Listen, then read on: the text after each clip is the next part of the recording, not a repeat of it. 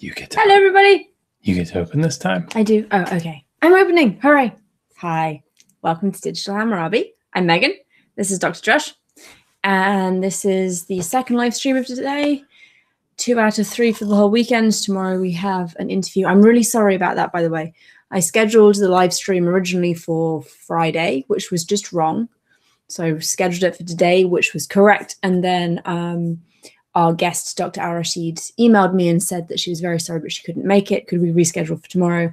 So we're interviewing her tomorrow at 1 p.m. Eastern time. We are going to be talking about medicine and medical texts and mental health in Mesopotamia. It's going to be absolutely fascinating. I know precisely zero about medicine in Mesopotamia, so I'm going to learn something. Can you say that like 3 times fast? Medicine. Medicine in Mesopotamia, medicine in Mesopotamia, medicine in Mesopotamia. I love you. Yeah. So join us tomorrow at 1 p.m. EST. She's awesome. It's going to be a great interview. And tonight we are celebrating the fact that our channel got monetized. Heck yes, we are. Very exciting. I do whatever I feel like I want to do. Gosh. Apparently, my husband has been replaced by Napoleon Dynamite with slightly smaller hair. Slightly? Just a little bit. We should get you an afro wig. We should just dress you up as Napoleon Dynamite for Halloween next year. That would be amazing. Yeah, but I could be Kip. Nah. Don't be jealous that I've been chatting online with babes all day. I think you'd make a better Mesopotamian. Besides, we're both known trying to become a cage fighter. You'd be a better cage fighter than Kip. I mean, I know, he's got those sweet moves.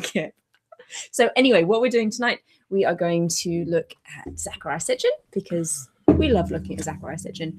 And we're going to look specifically at his use of Sumerian literature, which, as we have hinted before, what are you looking for? I'm looking for the book. Is it right yonder? No, I think that's Gilgamesh. Damn it. As we've hinted at before, his use of Sumerian is not responsible, trustworthy, or really anything good. It's very imaginative. I take it back. It is imaginative, and that can be a good quality. Yeah. So we're going to walk through his use of Sumerian and explain why it's wrong and provide you with some more reliable information. Yeah.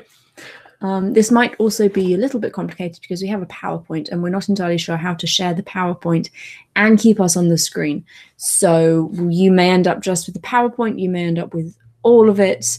We don't know. It's going to be an adventure for everybody. It's all a journey. It's all a journey. Before you talk, we had a question in our last live stream that I promised I'd ask you now. So I'm going to find it. 77 years ago. Nope. Oh.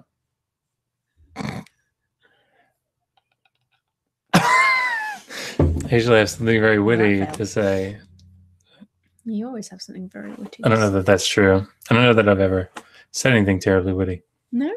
It is really nice now to click into our videos and see an ad pop up. I never thought that I'd enjoy that, but it's a pretty cool feeling. So thank you all for making that happen. Oh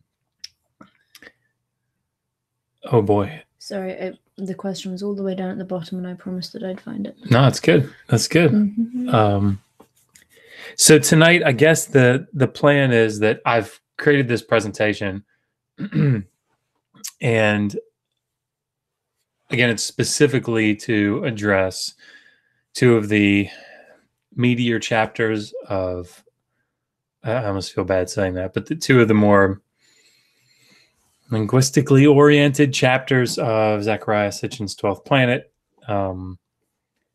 And because it's our field of expertise. So, we're not going to deal an awful lot with things like Molopin or, the VA-243 cylinder seal that's supposed to have the solar system on it. Because I feel like those are things that we can address, but I'd much rather have someone that has an expertise in that, if we can. I want to talk about it. So, okay. Sorry. question from earlier. Francis Bellotti asked, is the ancient Egyptian texts equal to the Akkadian texts in volume? It seems that there are much more texts in Akkadian versus Egyptian. If so, do you feel that Akkadian has been understudied in general? Yeah, I mean, I'm going to answer yes to the last question, no matter what I say. I'm not familiar enough with the corpus of Egyptian texts to make that assessment. I would imagine that I would. So again, I'm not familiar terribly with Egyptian, like the whole of Egyptian textual evidence. I would guess that there are fewer, simply because Egyptian texts, I believe, in often many cases were written on papyrus, which doesn't survive. We have the benefit in Mesopotamia of most of the text being written on clay, which is a bit more sturdy. Yeah, no doubt. When buried and burned in fires and all this kind of stuff. So I think so, but I don't know. So before we get started, I suspect that there are a lot of people that be interested in this video and watching it live and asking questions. So if you think that as well, tweet it out or Facebook it, if that's a verb. I was really funny when I got to Germany and realized that gegoogled, ich habe dieses Ding gegoogled, is a verb, which I thought was funny. Ich habe dieses Ding geYouTubed. Oh gosh. Anyway, at least it was a verb. Maybe they were just making fun of me. Maybe there's, oh yeah, it's definitely a verb, Josh. Anyway, so yeah, if you can, and of course, like the video, we have 24 people watching now, which is fantastic. Really appreciate you guys being here. I am going to try to figure out how to go for it. Do this. Okay. Can you sing a show tune or something? No, I can knit on camera. That's not. John Kubu says that it is a verb and is used regularly. Come on, somebody. So well done. Trevor Lund says, congratulations on reaching the Blanche Dubois status for the channel. The channel can now claim, I have always depended on the kindness of strangers. It's been a long time since I've had a streetcar named Desire quote. Actually, high school. High school was the last time I did that, because we did streetcar in high school. Someone also asked why the wife of a US citizen needs a green card. Simply because I'm here on a student visa, as I am a student. And once I am no longer a student, that visa will not be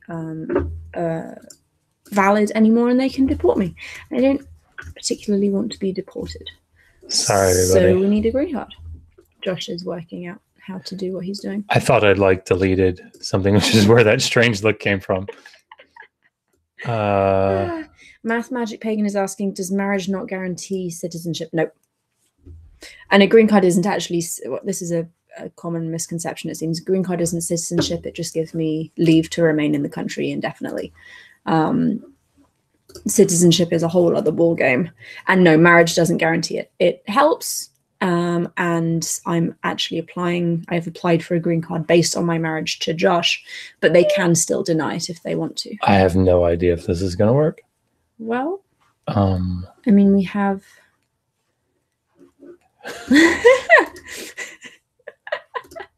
That did not look good. That did not. It looks a little bit like lots of mirrors. Is there a way? Well, I don't want to do that. I just want to not do that. I mean, see, I can do this. We might have to just put the PowerPoint up, which means you cannot see our lovely faces. So there's no way to do that, huh? I don't think so. All right. Well, I tell you what, we'll break in every once in a while. Yes. Whoa. Ooh. That looks backwards. There we go. Perfect. Okay. Oh, there we go. Good. Yeah. Play from the start. Yep. Did it work? I apologize, everybody, for... Shoebird says if they try and deport me, our family can hide in their house. Thank you. That's very kind. They shouldn't try and deport me. I mean, if nothing else, my current visa is good until I graduate. It didn't work. It didn't? You see it? Stopped. Oh. That's not cool. Guys, I'm really sorry. We appreciate your patience. Google Hangouts, but that's not what I want. How come the PowerPoint doesn't stay up? It's lame. I didn't realize it had gone away. Well, it went away on that, which is... What are you sharing? Well, sorry, if it wasn't clear, we don't know what we're doing. Okay, so if I do this... Yes. I should not be the one clicking. See, this is the key. Present to everyone. Yes. See, I also don't know what I'm doing. Okay, I present it to everyone. There we go. Now, how does I... Like this? Play from start. Maybe. Let's see if I can make it work. Doody-doody-doo. It's thinking. We need Skylar. Skylar's it didn't work. Ah, yes, I am. I'm making our 5-year-old a sweater, and it's this long. It's a Christmas present, so I've got a while. I can make it a PDF. Hold on. Okay, there we go. File. Okay, I'm not going to say what I'm doing. That would be extraordinarily boring. Trevelyan also likes Russell Howard. He's awesome. I've liked Russell Howard for a long time. And he is coming to... I missed him the last few times he was in America. I've never seen him live, and I really want to. And he's coming to New York in March. So I actually just bought tickets yesterday so we can go and see him, which will be so much fun.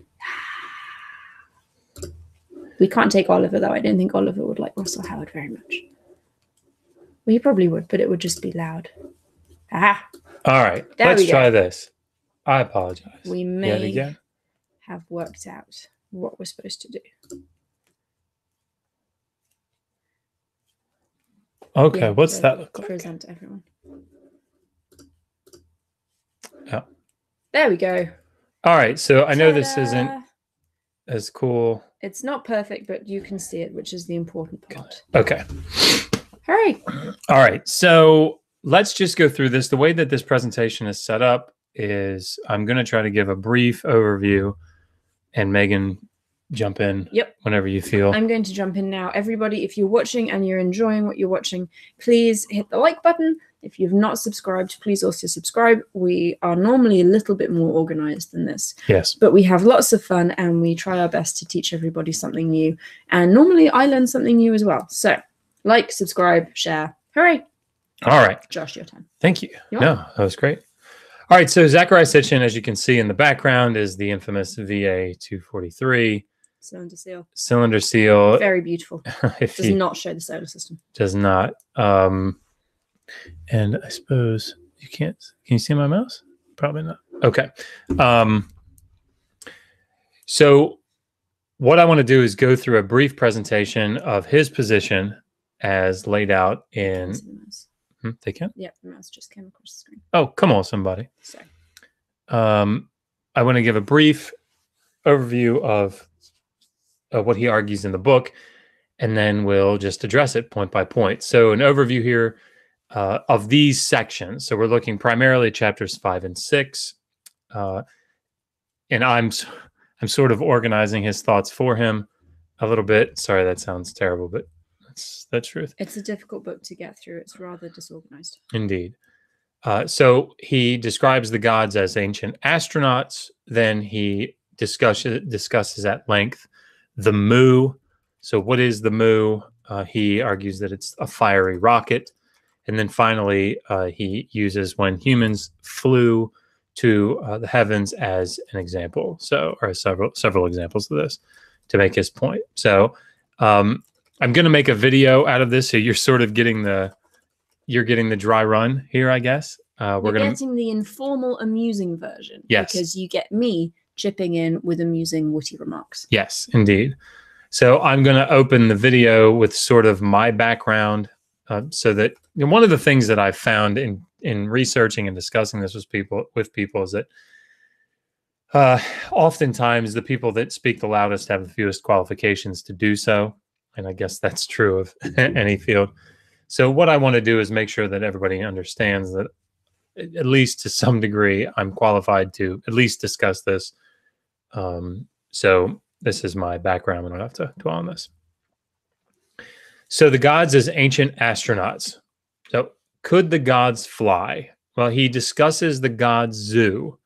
Now, those of you that have been with us for a while, you're probably not familiar with the god Zu. I was also not familiar with the god Zu, and I've been working on this for a while. So, but you know Ninurta, and you know that he engages with someone called Anzu.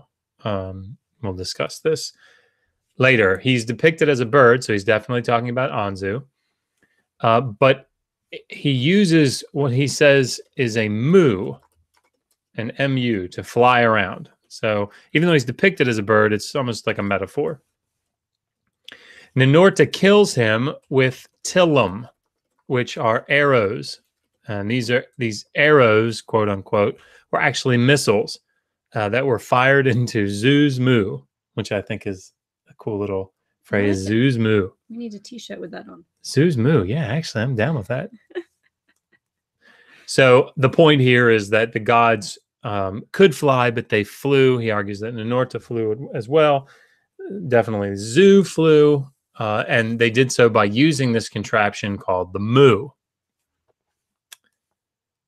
Continuing on, he uses this statue from Mari he says is the goddess Inanna. There is absolutely nothing about this statue that suggests it's the goddess Inanna. It is a goddess. Wait. Sorry. You can't critique it yet. Sorry. That's the second half. I dislike it when people misuse iconography. Yes. It makes me very sad. Yeah. Nobody wants to put up with that. No. Ain't nobody got time for that. No. So this is supposed to be Inanna. You can see she has various accoutrements. And there's a text, Inanna's Descent. There's another text that describes this to some degree, but it's more well known in Inanna's Descent, where she's putting on as she's gearing up to go on a trip. She's going to go to the netherworld. She puts on a number of pieces of jewelry. What he describes these pieces of jewelry as are measuring pendants, which are pilots' earphones, a golden cylinder, which clearly cannot be a vase, rows or chains, which are these small stones that are described, twin stones, which it says that they go on her breast, but of course we know that they go on her shoulder pads instead. Yes. And finally, the Shugara, that which makes go far into universe, which is an amazing sentence. It's a great sentence.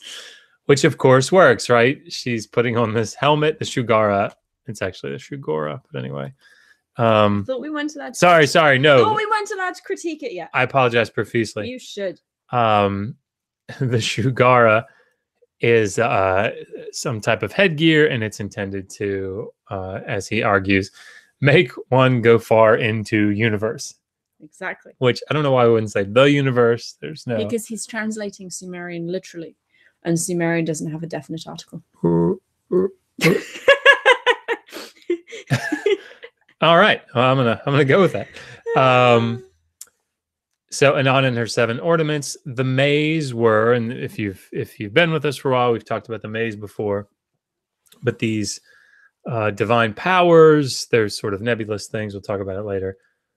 Were, quote, thus parts of the special gear worn for flying in Earth's skies as well as into outer space. So she puts on the divine maze to go for a ride in her Mu. So he addresses the word for God, Dinger. He says that it's broken up into 2 parts. Din, which means righteous, pure, or bright. Gear, which means a sharp object. Or also a 2-stage rocket with fins. I mean, all right, I'm going to withhold. All right, and so then Din gear together would be the righteous ones of the bright, pointed objects. Come on, somebody. Now, the Nephilim, from Genesis 6,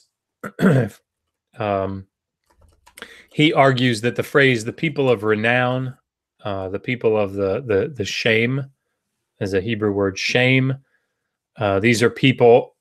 He's going to argue that Mu and shame are both these. They're words for the same object. They're these rocket ships. Okay, so and we'll talk about this, but well, let's just keep going. So the Nephilim are brought up to talk about them being people of renown, but actually that phrase is they're people of the name. And that word, the name, the phrase, the lexical form, the name, lexical item, the name is actually shame, which he says is not name, it is rocket. They're the people of the rockets. I'm convinced. Whew. I mean, if you're not convinced, I don't know what more we can do. Yeah, I mean, you could probably just sign off now. I mean, Yami Yomizuki, I always get your name wrong. Yami Yomizuki says, why would they need a spaceship if you're in a ship? A spacesuit if you're in a ship? I mean, that's just the kind of critical thinking you know what? there is no room for in Sitchin's publications. I, on the other hand, highly applaud your critical thinking. Yes, well, you know, I mean... I don't know why they need spacesuits if you're supposed to be in a moo. Okay, so he says, what is the moo? What does moo mean in Sumerian? Well, clearly it means fiery rocket ship. I mean, obviously. Well, but he wants to get down to its basic meaning so that we can then extrapolate. So heights, fire, command, or a counted period. Those are, he argues, basic definitions, uses of the word moo. Inanna, though, is depicted as flying in her moo. So what does that mean? You know, well, I don't know. What does it mean, Joshua? Well, because I don't remember Inanna flying in any moo. Hey, you know, let's save all this. I mean, I've only been studying this for the past decade, but what do I know? I feel like we're not adhering. Sorry, to am I not allowed to be critical yet? No, not yet. Damn it! There's going to be a slide that says "Time to be critical," but you have to wait. Oh, okay. I will be good and be quiet. Carry on. Oh gosh. Sorry. All right. So to raise a moo, he describes Gilgamesh's journey in the Epic of Gilgamesh as he seeks to establish a name. Nope. Spaceship. Nope. He's not trying to establish a name, which, you know, would make sense to us.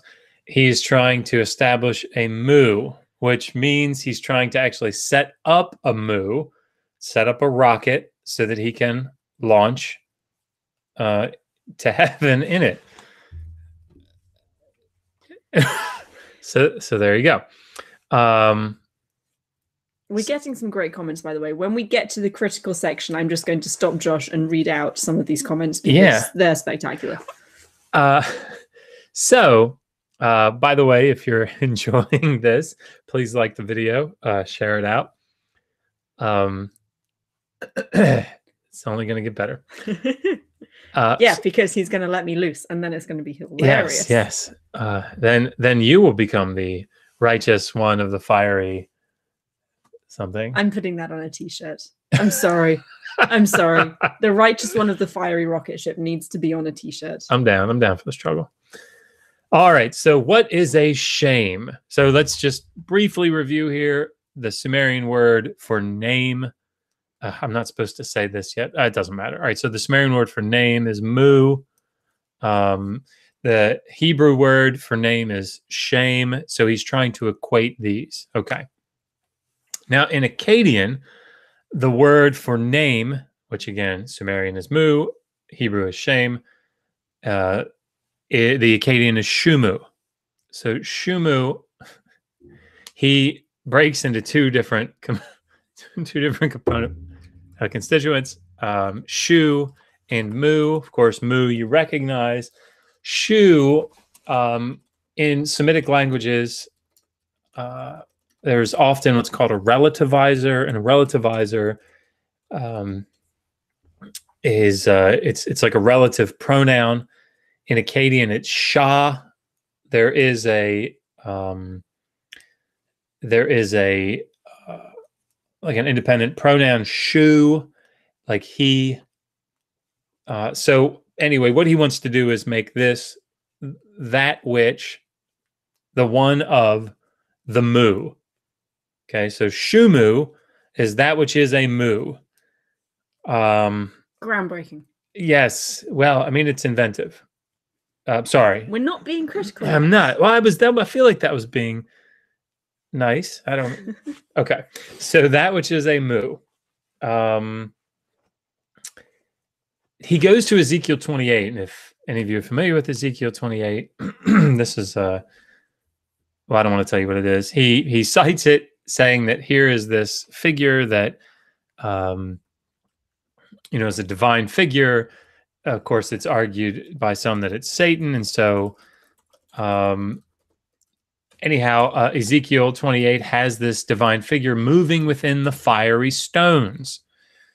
So he says, quote, all had to reach and employ a shame or a fiery stone to reach the celestial Eden. So if you wanted to get to heaven, you had to make it to a rocket, right? That's what we're saying. We had to make it to a rocket. So Gilgamesh trying to make it to a rocket.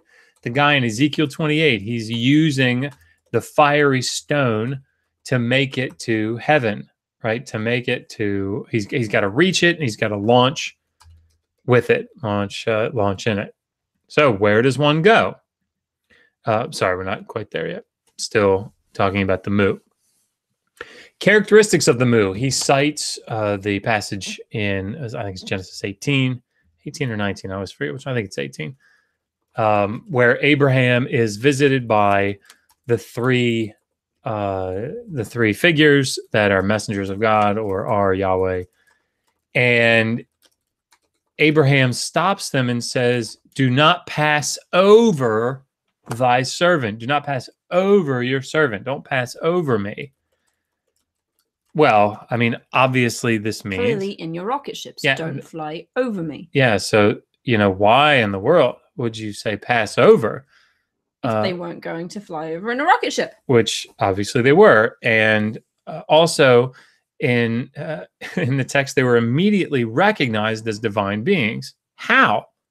Well, we saw earlier that Inanna wore a spacesuit, right? When she was going to fly, she wore a spacesuit. Well, they were immediately recognized because of their spacesuits. Clearly. He also cites this Sumerian word Munadator Tor and translates it strong stone resting place of the Mu, which makes sense. Well, there's the word Mu there. Right. I mean that the word Mu is there. I'm trying, people. Yes. And of course, this would be like the launch pad. You have Naru, which are boundary stones that were, well, they have different meanings in different periods, but nonetheless. Anyway, so a Naru is broken up into two words. Na-for in Sumerian means stone. Ru, if you read Ru-2 there, can be the same sign as Du-3, which would be like to build something, so maybe to build it up. Anyhow, then he's got the stones that rise. Hey. He then equates them with Semitic Naru, which objects that give off light. Moving on. Yes, sorry. There is nothing you can say about that. Oh, there is. We're not allowed to. I know. Right now we're not allowed to. So, okay. Just a brief pause. We have 39 people watching. Thank you guys so much. If you like the stream, please give us a like. Give us a subscribe. Subscribe to the channel. Hey, I just found out there's a thing like a bell or something that you can click that'll notify you for something. I don't. Also, we just learned about something called Premiere, so we're going to be getting down with that. Like Enki. Like, hopefully not like Enki. Someone did comment earlier that Enki would smash the like button. Oh yeah, but no doubt he could probably do it from across the room, across the country. Anyway, so he's described the Mu. He's talked about how the gods could fly. Now he's going to talk about, or I've organized it in such a way that I can present it to you logically as when humans flew to heaven. So he cites several different people that either went to heaven or were trying to get to heaven. He starts with Adapa. Adapa is this. It doesn't matter. Okay. Ea gave Adapa a shame. He gave him a shame to reach heaven. So, Must be a fiery rocket ship. yes, no question. Etana asked Shamash, the sun god, for a shame. And in the story, he was provided with an eagle. To fly to heaven. But the eagle was the shame. So it was a wasn't really a poetic description of a rocket ship. That's right. It wasn't actually. Yami Yomizuki said that Enki would smash the like button. Oh, good. Yeah. Indeed.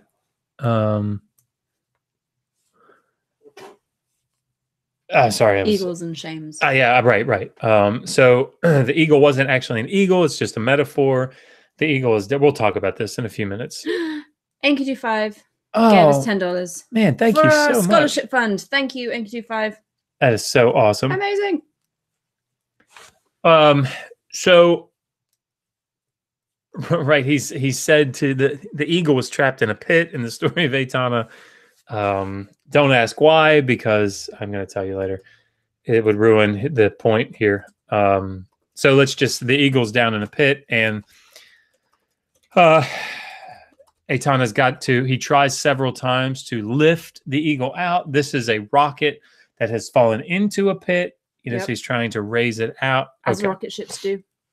And you get the impression at this point in the presentation that Sitchin has read all of these mythological texts very carefully. Yes. He's clearly not getting any detail, big or small, wrong. No. Or indeed the basic plot of anything incorrect. Yeah. Sorry, I'm not allowed to be critical. That's right. You're being supportive of him. I am. know, which is fantastic. He's clearly done his research. So we're almost through his presentation. We'll take a brief break in between before we... Sorry. Akos Eris just wrote, breaking news, local bird stuck in hole.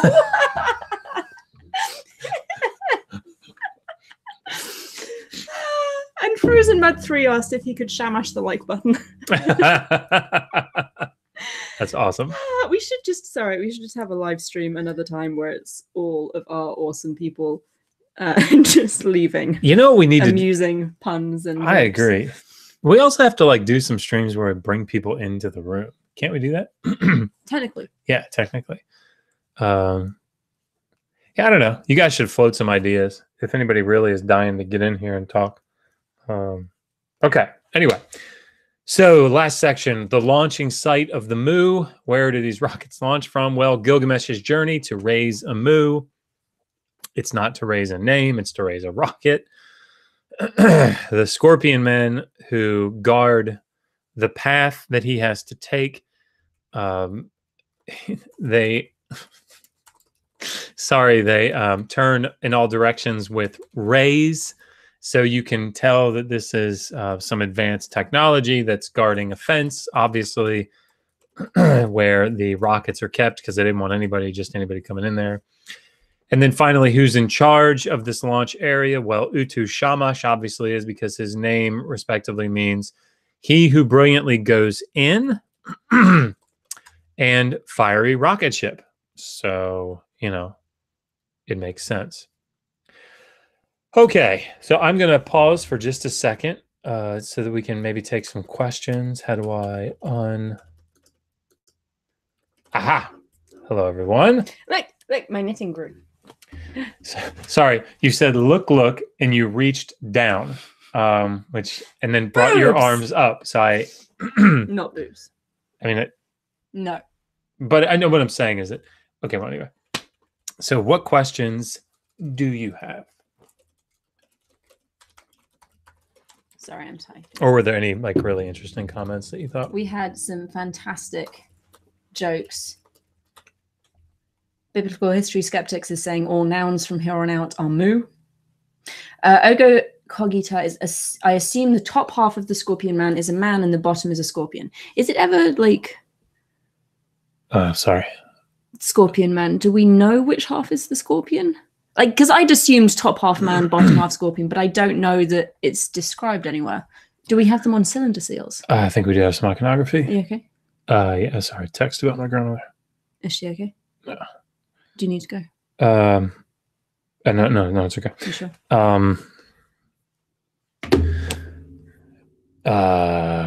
I think we have Scorpion Men in iconography, and I think you're right. I think it's top half human, bottom half scorpion, but I am not 100% sure. You know what? George, I think, has... Oh, Josh is going to look. Amazing.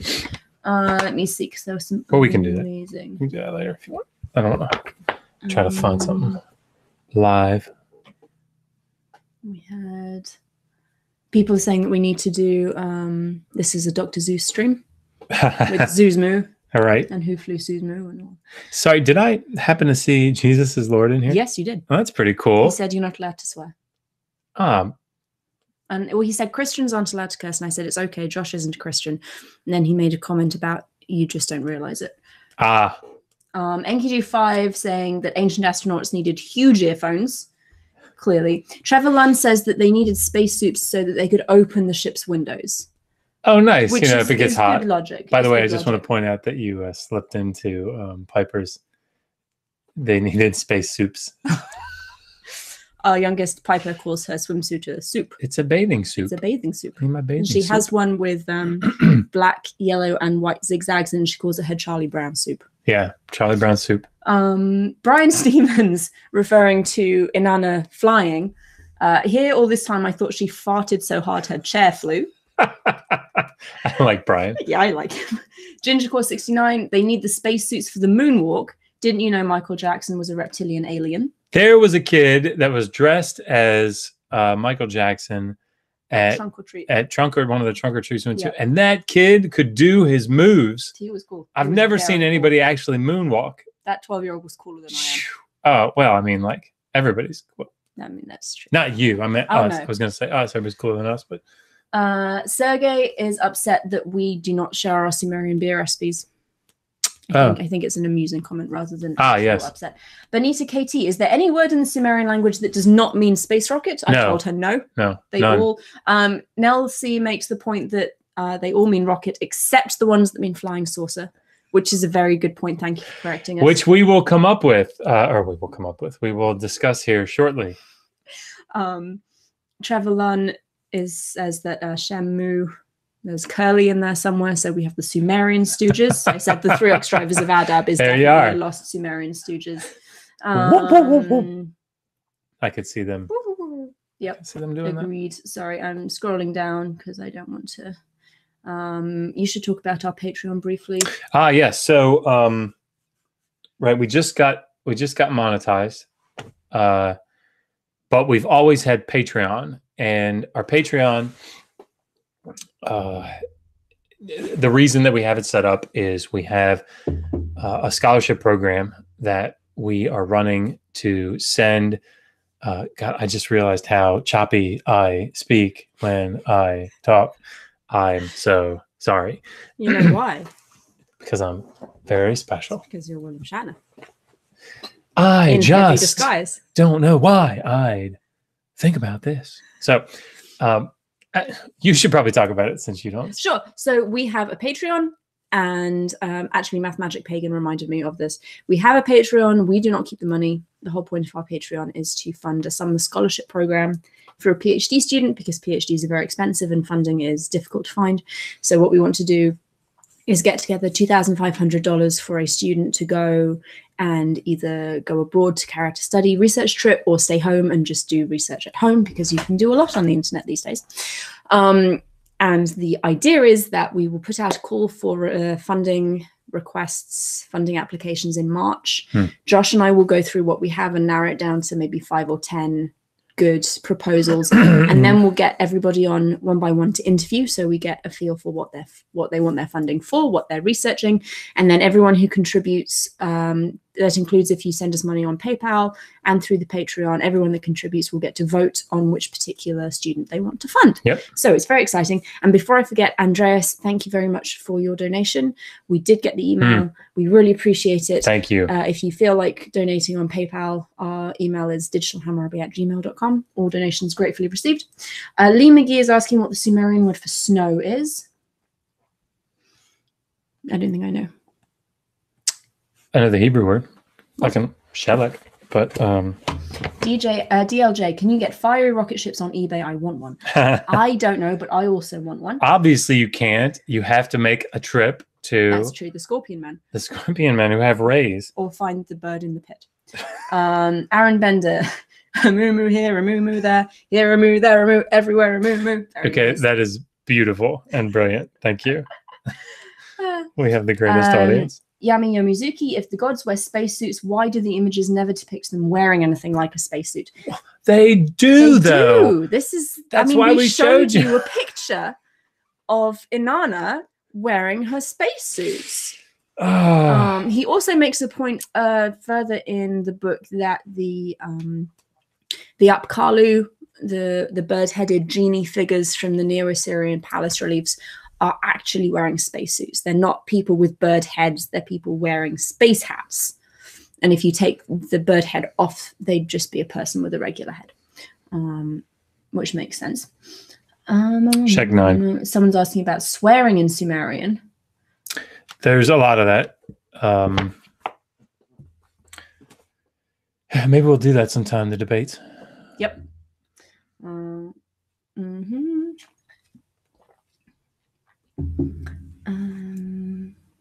We have 46 people watching. Acosaurus makes the point that the rocket ship part of Sitchin immediately threw up red flags. The description of chemical rockets, as if the aliens were using technology from the 1950s, which is interesting. The technology that was roughly congruent. Is congruent the right word? Contemporary with Sitchin. There was another... man, I should know my modern religions better than I do. Oh boy, Xenu, what Scientology, right? Isn't that Scientology? Yeah, I think so. Like DC-10s or something that they flew, or aircraft that look like DC-10s. John Kobu, will there be mud wrestling between the candidates? Probably not mud wrestling. Probably. We can't rule it out. Who knows?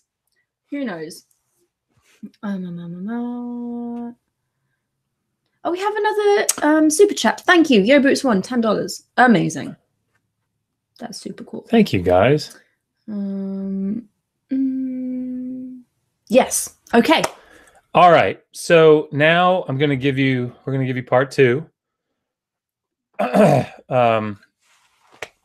Which hopefully will be as entertaining for you as it was for us to put together. There are things in my life that make me want to weep and then die. Putting this presentation together was one of them. There are things where you just say, I have to prove this wrong.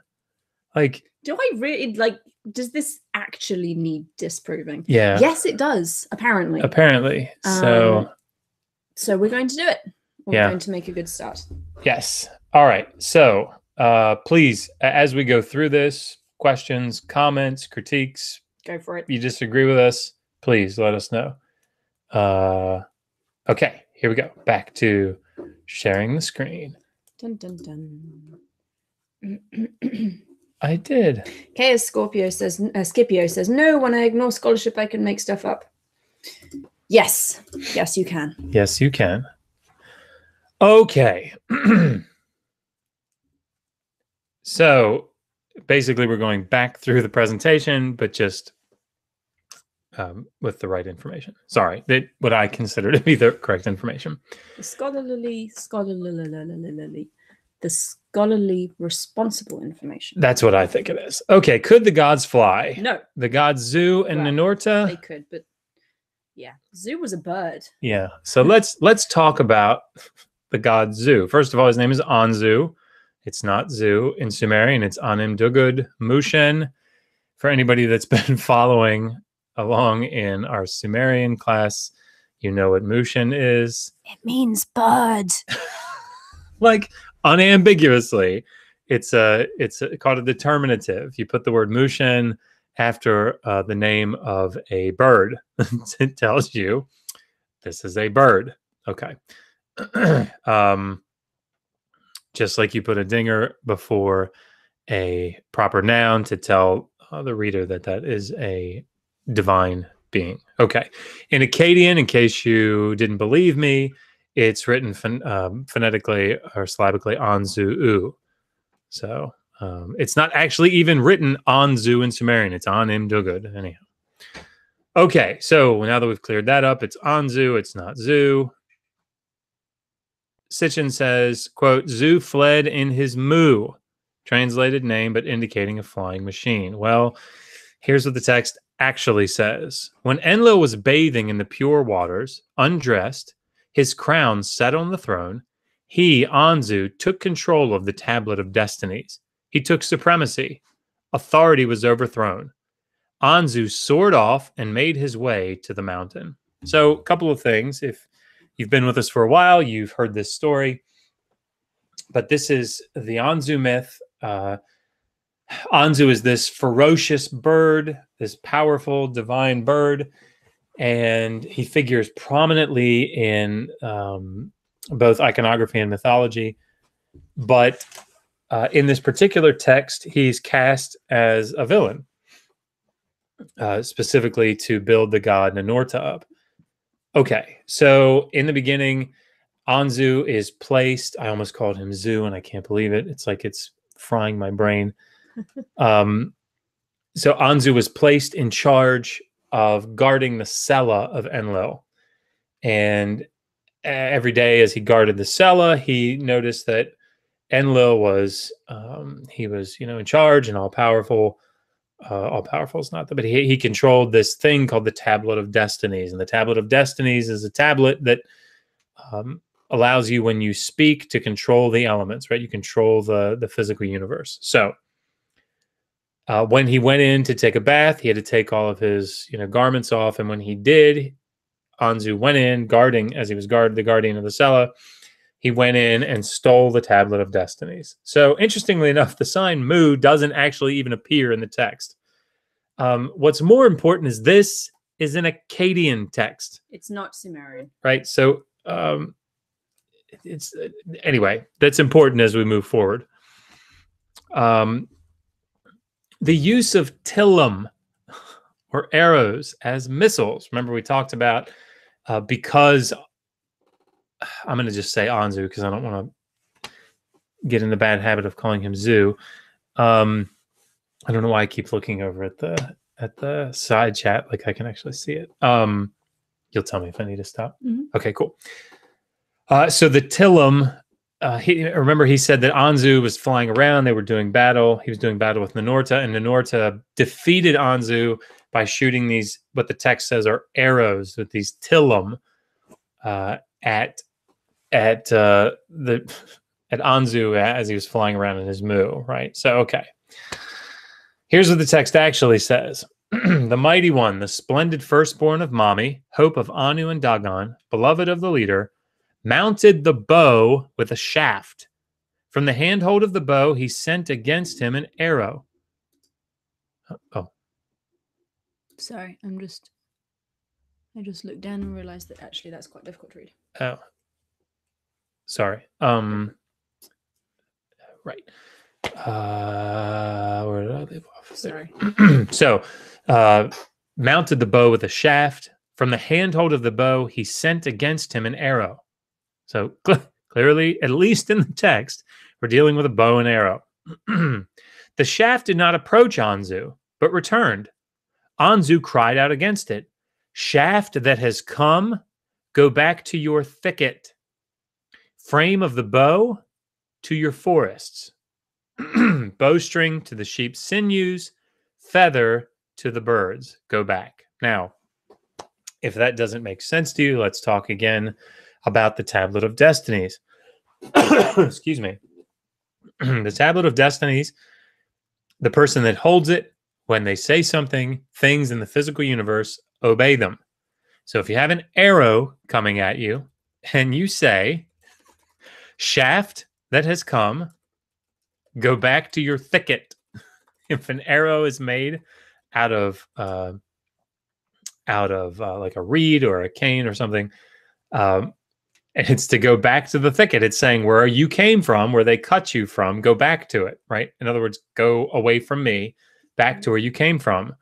And he goes on, frame of the bow, go back to your forests, right? So what was the bow made of? wood. Bowstring, go back to the sheep's sinews. So the string came from the sheep, right? And feather, to the birds, go back. Now, those are the feathers that are on the arrow to guide its flight.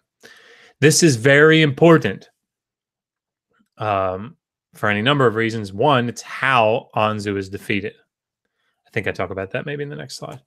Okay, so the text continues. Because he held the tablet of destinies of the gods in his hand, the bowstring brought forth arrows, but they did not approach his body.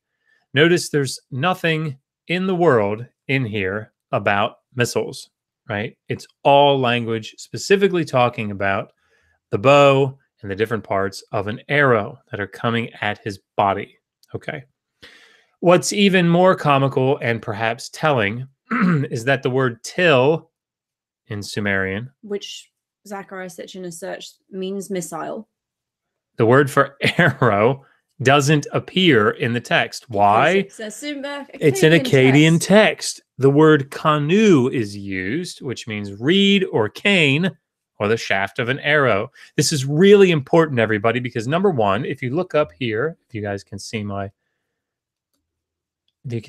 mouse. Oh, well, I thought I did something good there, but I didn't. All right, anyway. Tilum, this is an Akkadian form that he's trying to write. Notice the on the end. That's mimation. It's anyway, it doesn't matter. He's trying to say this is an Akkadian form, but he's writing it as if it were a Sumerian word. It's like this weird hybrid. It's almost as if he doesn't know Akkadian and Sumerian. And he's definitely reporting here that this word till, at least, is used. It's not, it's kanu. It's the Akkadian word. It's not a Sumerian word that's used here in this Akkadian text. So we have a comment from Cadaver Splatter. Bent Ulster argues that the Arn of Anzu is pre-modification, meaning heavenly, the dingo sign, modifying Zu X equals M. Yeah, so, I mean, a couple of things, and we don't have to get into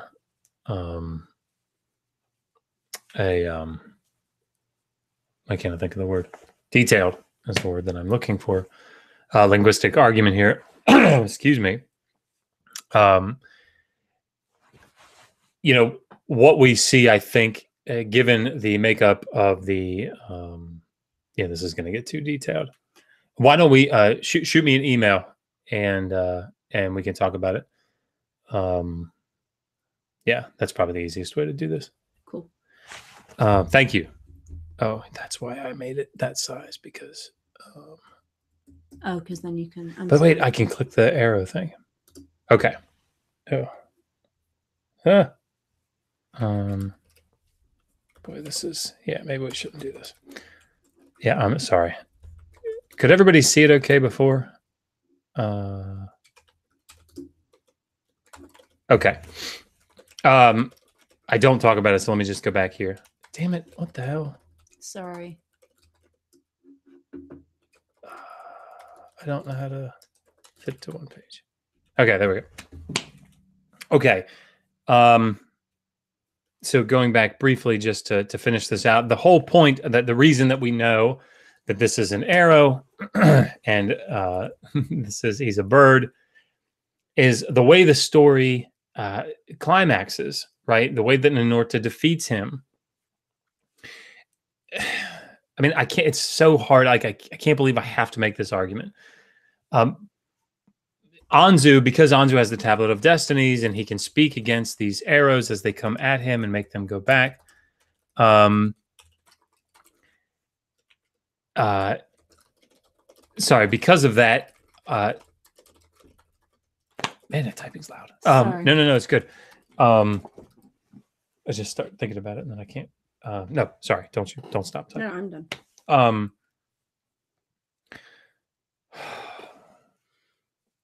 I can't. Climax of the story. Yeah, right. Sorry. Arrows.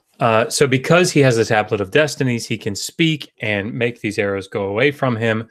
And so Ninorta gets really frustrated. He can't beat Anzu. So he sends for advice back to Ea. Ea sends word back saying, here's what you're going to do. when he gets to fight with Anzu until he gets tired. When he gets tired, his wings will drop down, right? Because he's tired, because he's a bird. When they drop down, cut off his feathers. Why in the world would he cut off his feathers? How does that help? Well, Anzu, when he cut off his feathers, looked around and went, feathers, return to me, because he wanted his feathers to come back. At that moment, Ninurta fired an arrow. I shouldn't use the word fired. Shot an arrow. When he shot the arrow, because it had feathers on it, when Anzu said, come back to me, feathers, it brought all the feathers back to him, including the arrow, the ones on the arrow.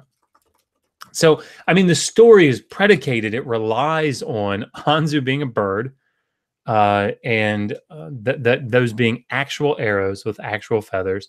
And as a matter of fact, after Anzu is defeated, the text says that Ninurta was to let the wind bear off the feathers of Anzu as glad tidings to the other gods, right? So, I mean, in other words, if you're going to try to read missiles and flying rocket ships in this text, you're doing it without the text. I mean, Chaos Scipio makes a very good point. Cut off his feathers is a metaphor for destroy his engines. Huh. I never thought of that. But the other thing that we need to, I think, pay attention to is this use of Tillim, right? And this is not the first time or the last that this is going to happen. But it's just demonstrating that there's not a real understanding, in my opinion, of, or at least a demonstration of that understanding of Sumerian and Akkadian. Okay. Inanna. So Inanna in this text is leaving important temples and shrines. These are areas of her responsibility. She's supposed to govern over them, to take care of them, and descend to the netherworld. Here's what the text actually says. Remember, the argument is, I just need to get a quieter keyboard or something. I don't know sorry. Did you? Nope, I'm good. Sorry. You just type really fast. Sorry. Awesome. It sounds like you're shooting missiles at a moo. Right. So remember, this is the part where he's saying that the goddess Inanna is represented in that statue, the different parts of the gear, the astronaut gear. That's what she's wearing. And I'm going to say again, if you read the book, the image of the statue he provides, there is zero evidence that statue depicts the goddess Inanna. There is zero evidence that it depicts any specific goddess. So making this argument is tricky, to say the least.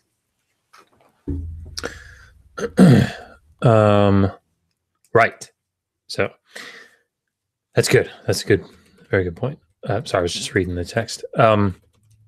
So she puts on, she's supposed to have put on this helmet. She's supposed to put on these shoulder pads, the headphones, all this other stuff. Okay, here's what the text actually says. She put a turban, the Tugtu Shugura, which we'll talk about here in a moment, headgear of the steppe, the Eden.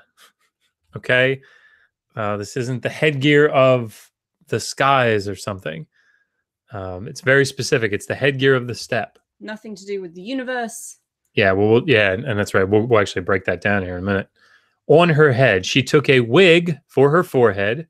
Notice the theme. I just want you to pick up on the theme here. She hung small lapis lazuli beads around her neck. Those are supposed to be chains or something in Zechariah and Sitchin's. Anyway, notice the things that he doesn't mention, though. She placed the twin egg-shaped beads on her breast. He says those are the shoulder pads. She covered her body with a pala dress, the garment of ladyship. She placed mascara, which is called let a man come, on her eyes. It's an interesting Sumerian phrase there. She placed a golden ring on her hand. She held the lapis lazuli measuring rod and measuring line in her hand. These are common things to Inanna. So notice this is, one adorning oneself with either royal or, royal garments and royal, what is the word that I'm shooting for? Royal. Regalia? Yeah. That's good. Briefly, Richard Wood is asking if they used hydrogen peroxide or kerosene with their liquid oxygen for fuel. Amazingly, this is not actually covered in the work of Zechariah Sitchin. But it is in the Sumerian text. We have to find it. We just have to find it. And given that everything means moo, it shouldn't take too terribly. No, I wouldn't think so. Well, you can read whatever you want. So let's go into a little more detail here. Again, there are two things that I want to do in this presentation. If I should have made this clear earlier. Sorry. One is I want to show that what he's arguing, I think, is inaccurate, which is what all of us want to do whenever we have an academic argument that's being made that we disagree with. We want to show where the flaws are in the argument. But the other thing that I want to point out when it comes up is the evidence that seems to suggest that perhaps Mr. Sitchin did not know these languages, right? And this is important. I think this is an important thing. So he says, quote, Shugara helmet, a term that literally means that which makes go far into universe. Well, a solid translation. Yes. Well, it's something. It's a translation. So the word is actually tugtu shugar. Sorry, man, I'm telling you, it's like it's infecting me. Tugtu shugora. So let's break that down into its constituent parts, because this one you actually can break down into constituent parts. Not all Sumerian words you can do this with, people. Tugtu is a determinative. It's like that word mushen. It comes before the word though, and it's a determinative for clothing. So it says the word that comes after this is an article of clothing. Shu means hand. Gor means to turn, right? So this is one of the ones that you can actually probably do something with. The A that's on the end of, so the A that appears on the end of Gor, the Ra sign there is actually just an A, nominalizing constituent. It doesn't matter. Take Sumerian with me if you want to know what I'm talking about. But what it's doing is it's making it, it's taking and making a verbal form. It doesn't matter anyway. So Shugora is the garment. How did I translate this here? That which is turned by the hand, right? Which makes sense for a turban, right? Something that's turned by the hand. So, like, where we get this, that which makes go far into universe, it's a very... we don't know where he got that from. It's a very convenient... translation. But I think it's very important to understand actually what the Sumerian says when you try to address these things. So anyway, as I do this, anybody that watches this video that would consider themselves a Sumerian linguist that is in favor of Sitchin's translations, I am all ears. Please, and I don't know if anybody's been making counter arguments or something to, okay.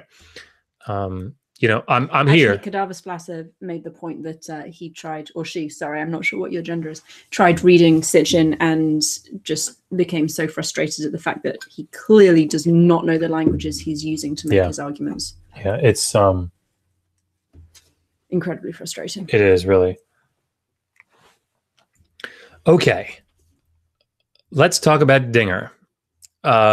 He breaks it into two parts, din and gear. Well, I know we've addressed this a couple of times in some of the other streams, but let's reiterate it for the sense of completeness. The word is dingir.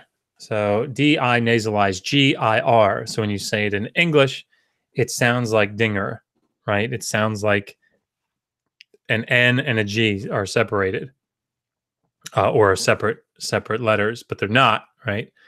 And in fact, the Emisol form, which is a dialect or a sociolect of Sumerian, it's written dim met air, dim 3 met air. So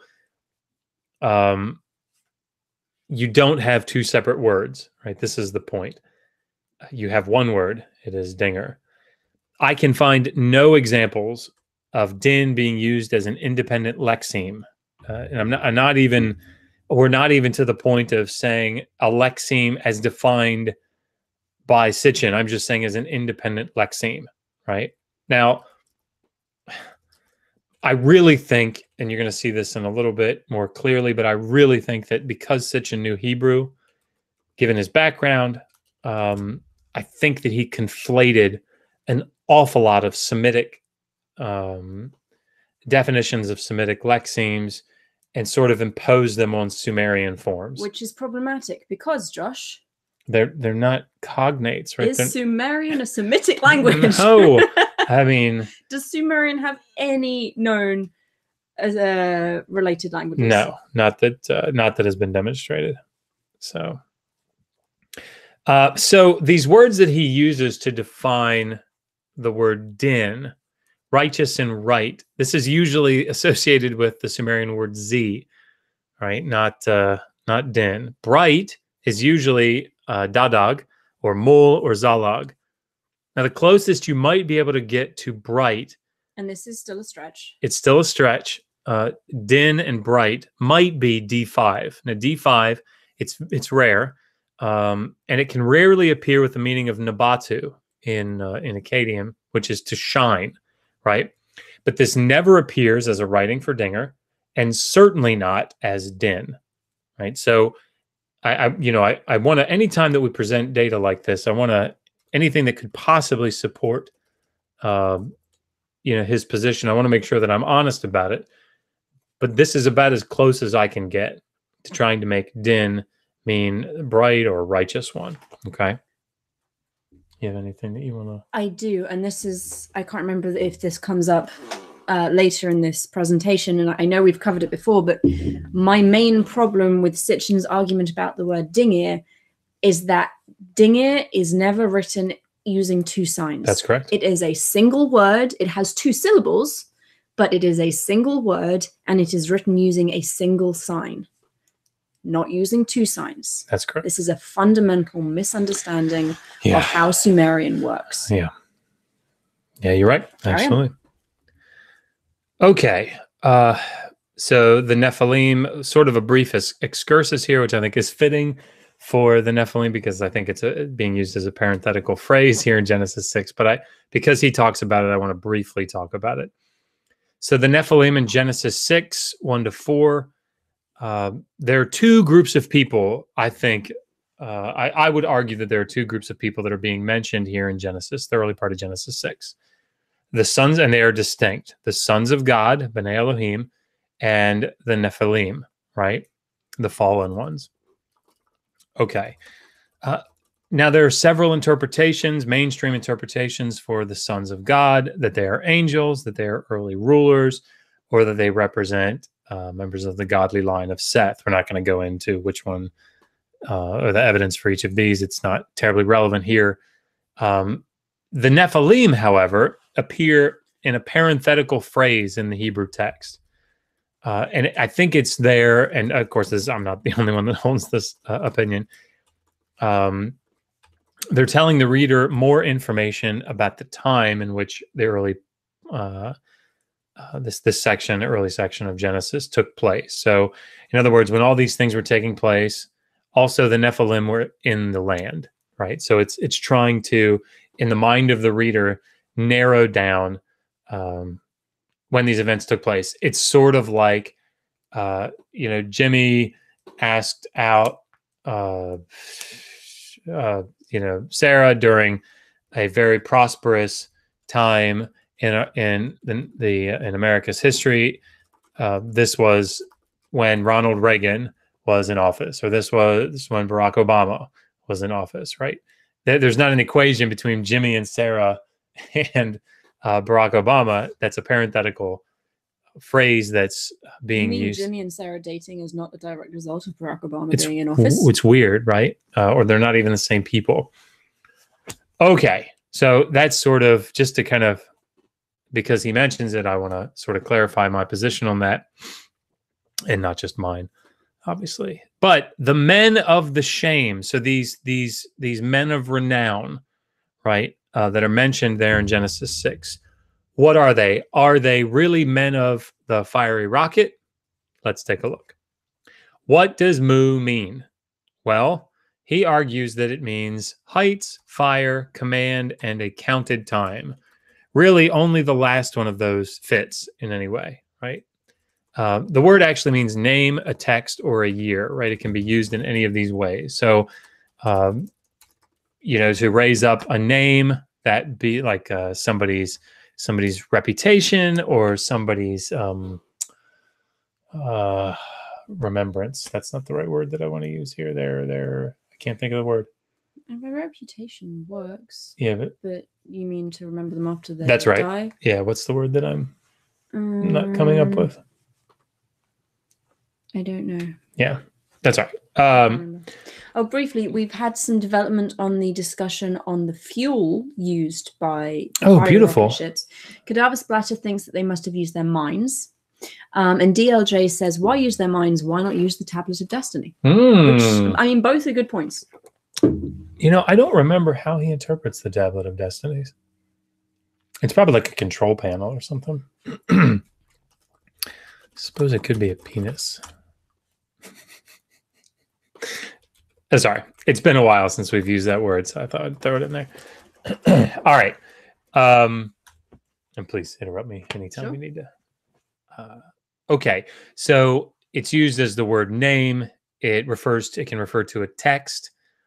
It can also refer to a year. So there are year formulae that appear at the bottom of, or date formulae that appear at the bottom of tablets. And so they'll say the date of today is blah, blah, blah, year, blah, blah, blah. And it'll have mu as year, right? So we don't need to go into a long discussion about how the word can mean these three different things. But to address his definitions, like I would like to see the evidence that he has. So if anybody has these, heights is normally represented by Anbad 3. Fire is normally Izzy. Command is Du 11 Ga, like a spoken thing. So, yeah.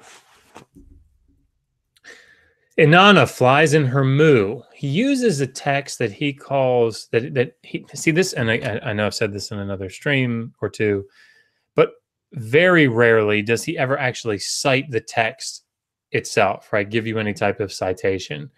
And because he makes his own translations up, that sounded bad. Because he makes his own translations up, you were right the first time. It's so hard to find what composition he's talking about, right? So in this particular one, he refers to the boat of heaven, right? Well, the text that I would likely link that seems to fit what he's discussing is Inanna and Enki. The problem is there's no mention of Inanna flying here or of a mu, right? So the key things that are parts of the key parts of his argument, the things that need to be in here are flying and a mu. They're just not there. So at any rate, she's actually in a boat.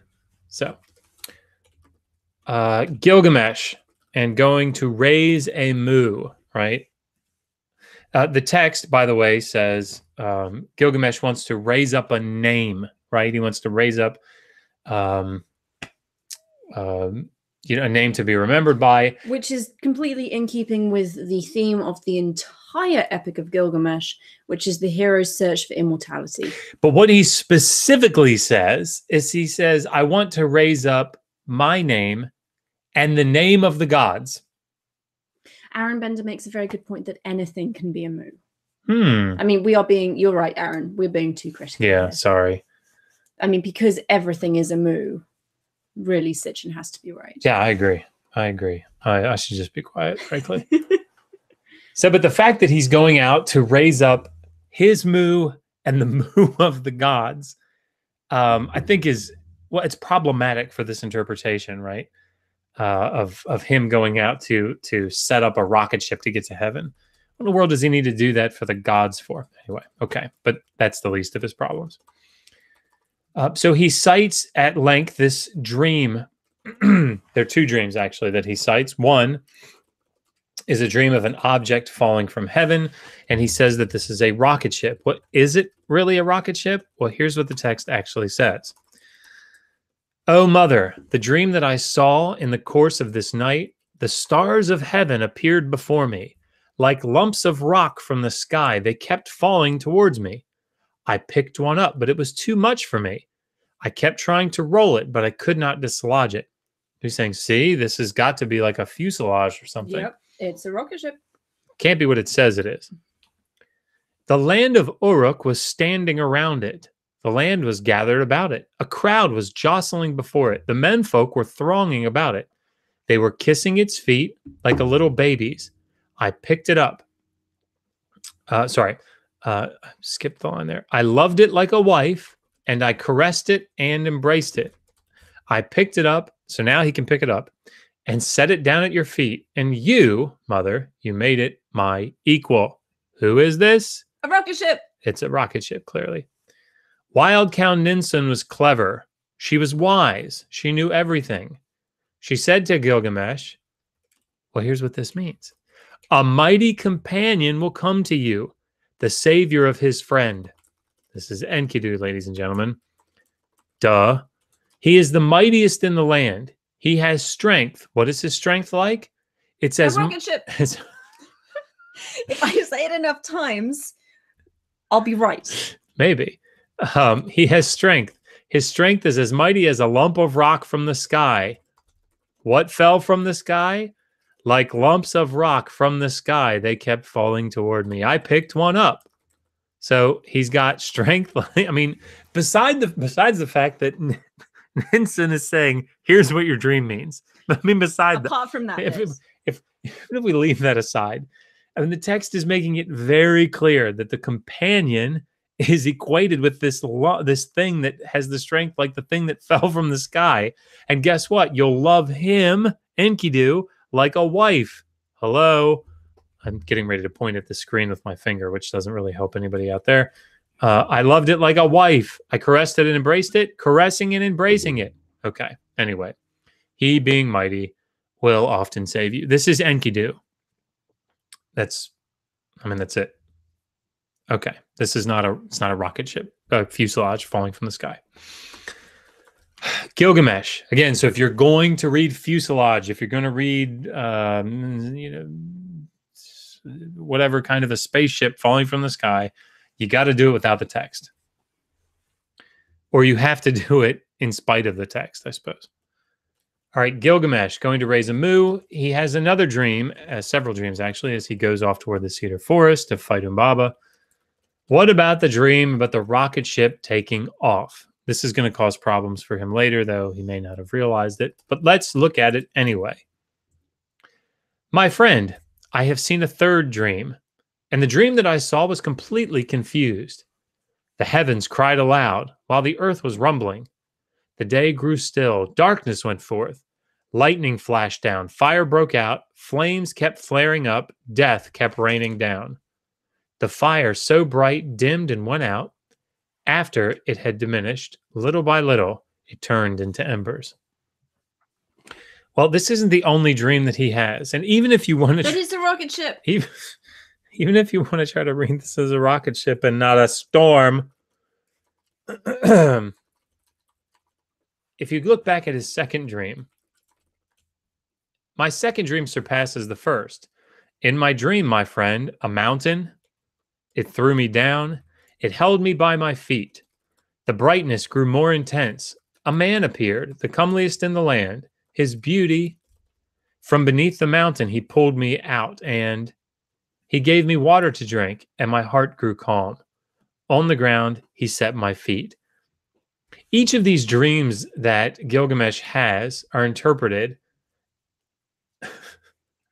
"My friend, I've had a fourth dream, and it surpasses..." It's a rocket ship. Obviously. "I saw a thunderbird in the sky." Look, if I were going to turn one of these dreams into a rocket ship, it would be this one. Yeah, that's true. "I saw a thunderbird in the sky. Up it rose like a cloud soaring above us. Its visage distorted. Its mouth was fire. Its breath was death." Folks, this is a bird. There was also a man. He was strange of form. And stood there in my dream. He bound its wings and took hold of my arm. He cast it down before me. We know that the thunderbird is Humbaba, the man is Shamash. Each of these dreams is interpreted in this way. These are not just random dreams that he's having. So, in other words, if this is the best that you've got,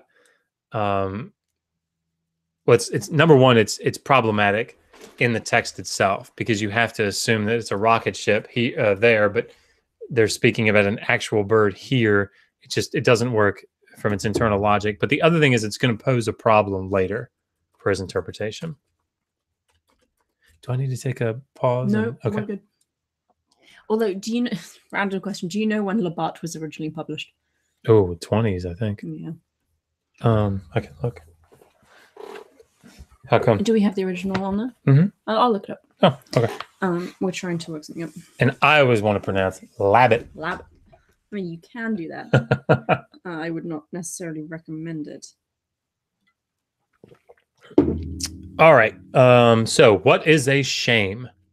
What is Shumu? Is it made up of Shu and Mu? No.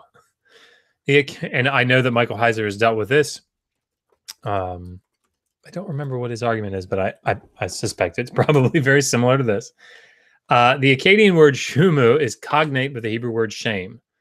And Michael Heiser is excellent at Hebrew and Semitics. Something that I think is really important to point out here is that in Akkadian, you have I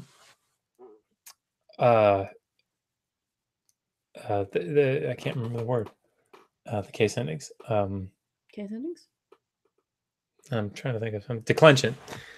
Varying declension. So you have a nominative, you have a genitive, and you have an accusative.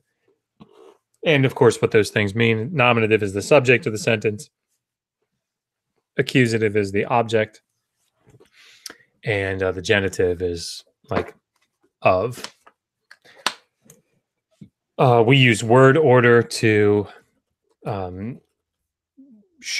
we use word order in English to mark what the subject of a sentence is, what the object in a sentence is, and we use prepositions to mark like indirect objects and those sorts of things.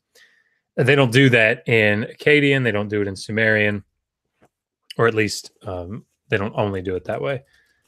They also use different endings on the words. If you know any biblical Greek, it's sort of similar to that. So, if you have shumu, that is a nominative, generally speaking. If you have shumma, that's an accusative, and shumi is a genitive, right? So the second vowel in the Akkadian shumum, and by the way, the is memation. So actually, the earlier text would not have said shumu, they would have said shumum. But anyhow, that's neither here nor there.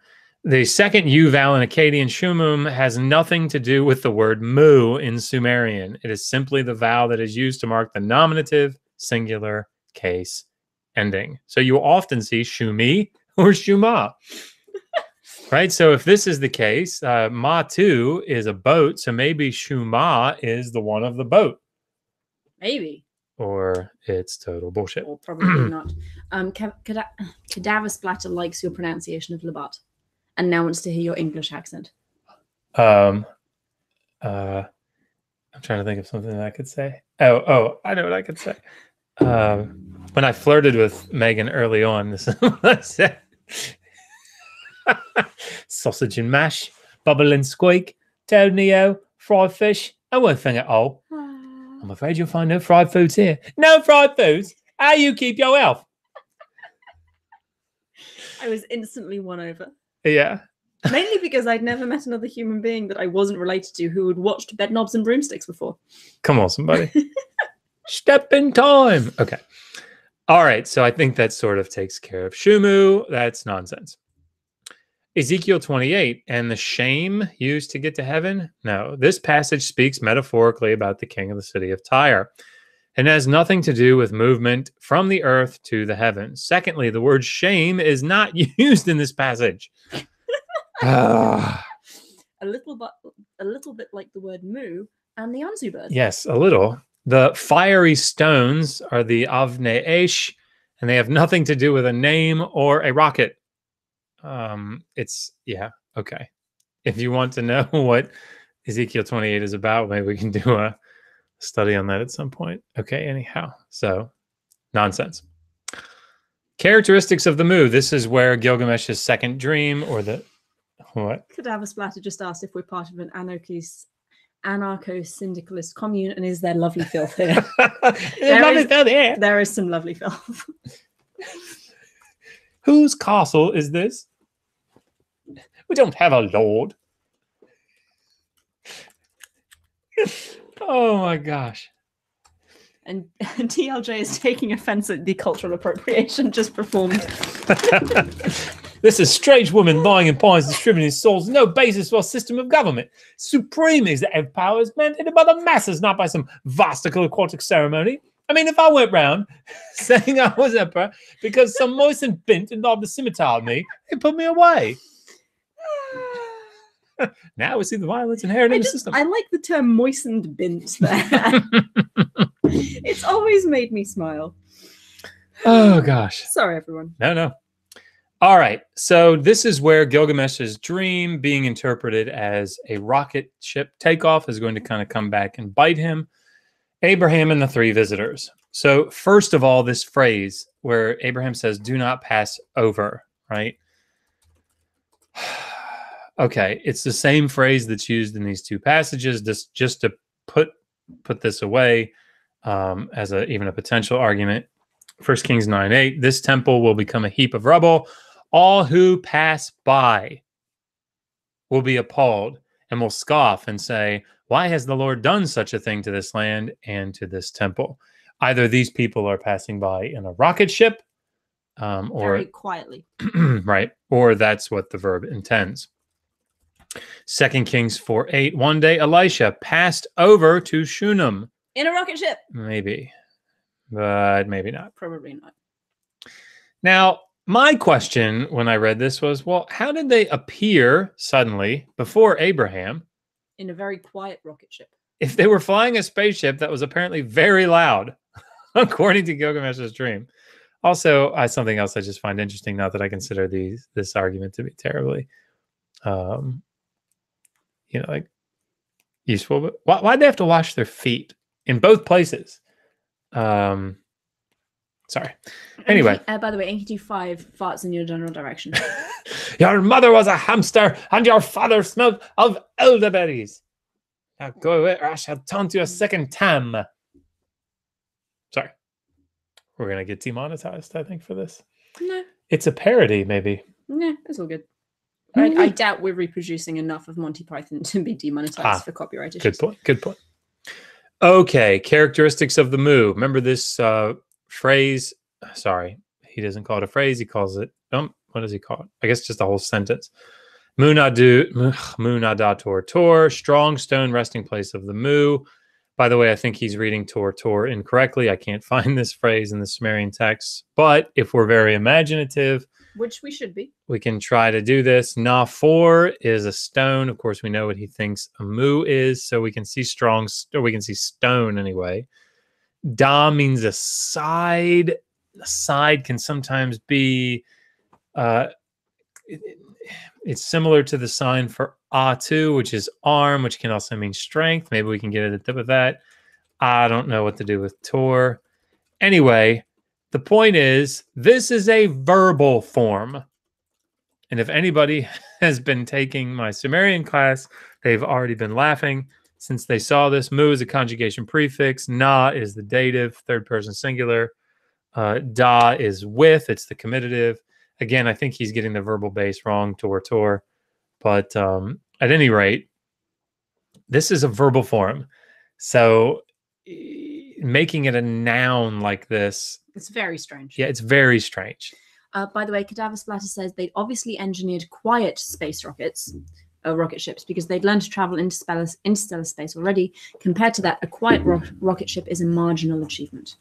Yeah, that's fair cop. Makes sense. Can I say that it's a fair cop? You can say that's a fair cop.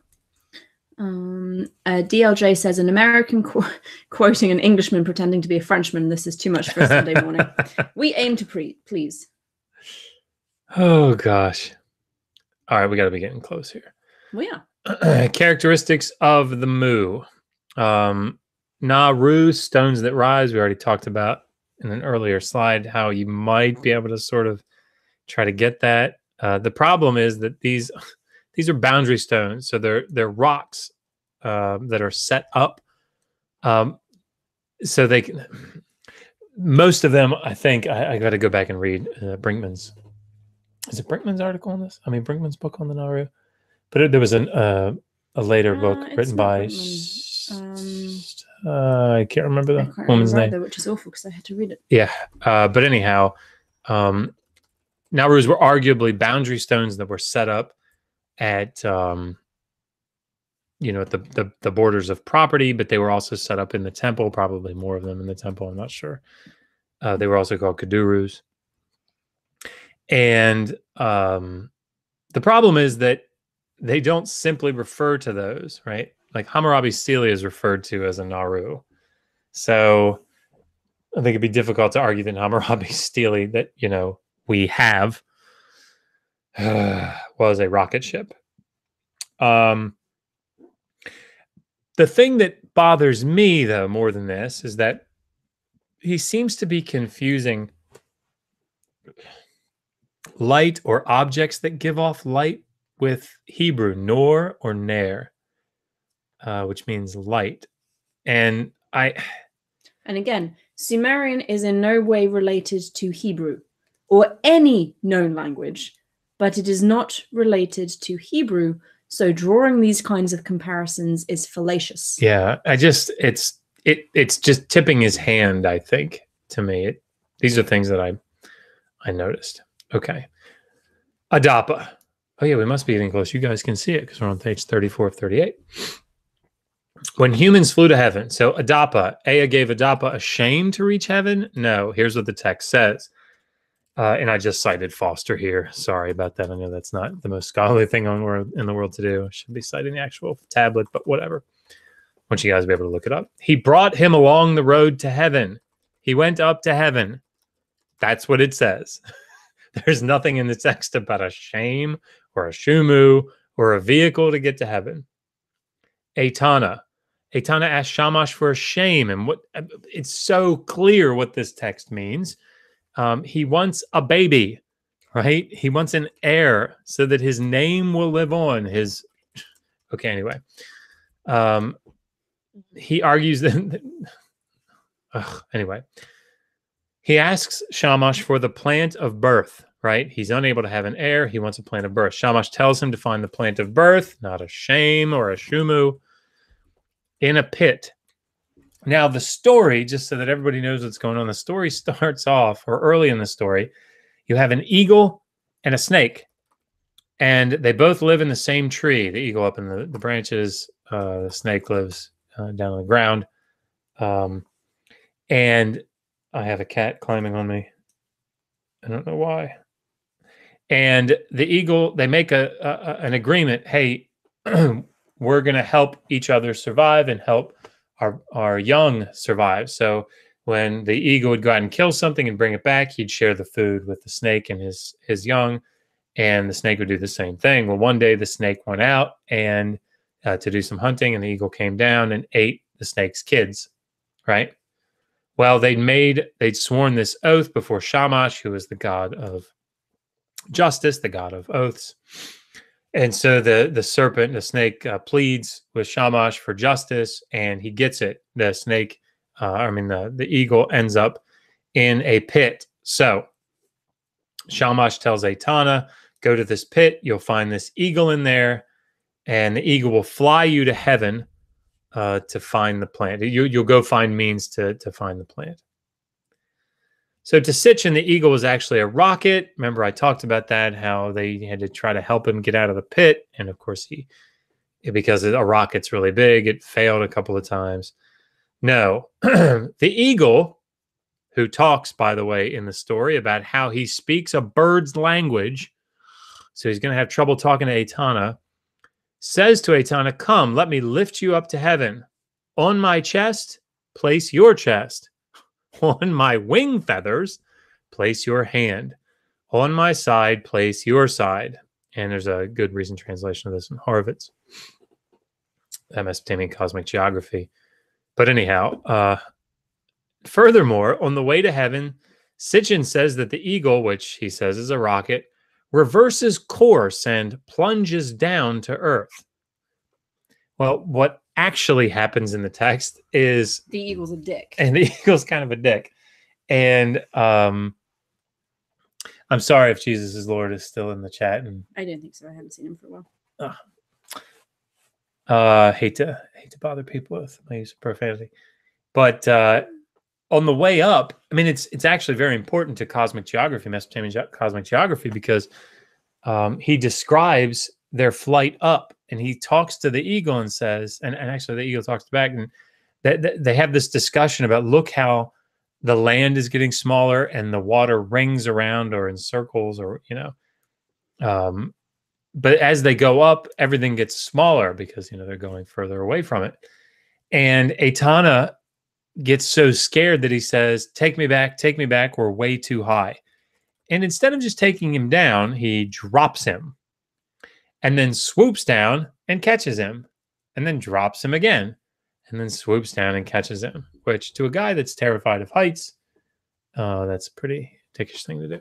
Anyhow, but this is clearly a flight with an eagle. Okay. The launching site of the Mu. Gilgamesh's journey. He's trying to get to the launching site, Sitchin argues. And the scorpion men guarded the entrance with rays. Well, the word is melamu, which is, if anybody's done any work in the ancient Near East, in the ancient Mesopotamian studies, you know that the melamu is a very common thing. The Melam 4. Kings have melamu. Yeah, you want to talk about it for a minute? I mean, that was all I was going to say. Kings have melamu. Gods have melamu. It's kind of like this supernatural aura of brilliance and like awe-inspiring fright, and like it's got some kind of battle connotation and fearful connotation, and it's not like laser beams. Yeah, it's like it immediately imbues the holder, the owner of Melamu with George Thorogoodness, if that makes sense. It does not. Oh. At least not to me. But I'm a weird British person. So it's the bad to the bone guy. Oh, that dude. Anyway, it was intended to be funny, though in execution it was not. Sure, it was funny. Okay, so the Melamu are not rays, right? They're not rays, or they're guarding a fence line or something. Utu and Shamash, he who brilliantly goes in, or the fiery rocket ship. No, neither U nor Tu have any meaning similar to these. Utu is simply the word for sun, and Shin Mem Shin is the common Semitic root for sun. You have it Shemesh, Shamshu. Anyway, yeah. It's just, where does he get it? I don't know. From his buttocks. He just, I don't. He makes it up. Yeah. Because that's the best way he can support his argument and sell his books. And I'm not saying that it was driven by a desire to make lots of money, but it is probably. All right. To sum it up, could the gods fly? Yes, sometimes. But again, this is mythological. These are mythological texts. So the gods flying is not. It's not terribly important, right? It's not really the point. And they didn't use rockets to do so. Was a Mu actually a fiery rocket? No, that was easy. I feel like I've tried to demonstrate that here in this presentation. How did humans fly to heaven? Well, in the cited examples, either the gods took them without any description of how, or they were able to fly on the back of an eagle, or on the front of an eagle, I guess, chest to chest. So here's what I would say: Sitchin consistently misunderstood mistranslated, or at worst, intentionally misrepresented the Sumerian and Akkadian linguistic data. It seems likely that he did not know Sumerian or Akkadian. If he did, he made such basic and egregious errors with the language that one can only conclude that he was intentionally misleading his audience. In either case, Sitchin brilliantly used the Mesopotamian literary corpus and the lack of widespread familiarity with the texts and the languages to sell his books. Whether he did that intentionally or not, you know, I can't get in his head, but you know, that's my contention. So, all right. Well, we are back live, or I guess we've been live. Hey. But we're back to our personal beauty, or hers anyway. There you go. That's my presentation. And you are clearly engaged. Sorry, I did promise hats. Oh. Could I ask where our hats were? And I said I'd find some. I'm down. I really want another beer. Check this out, everybody. Right? Huh?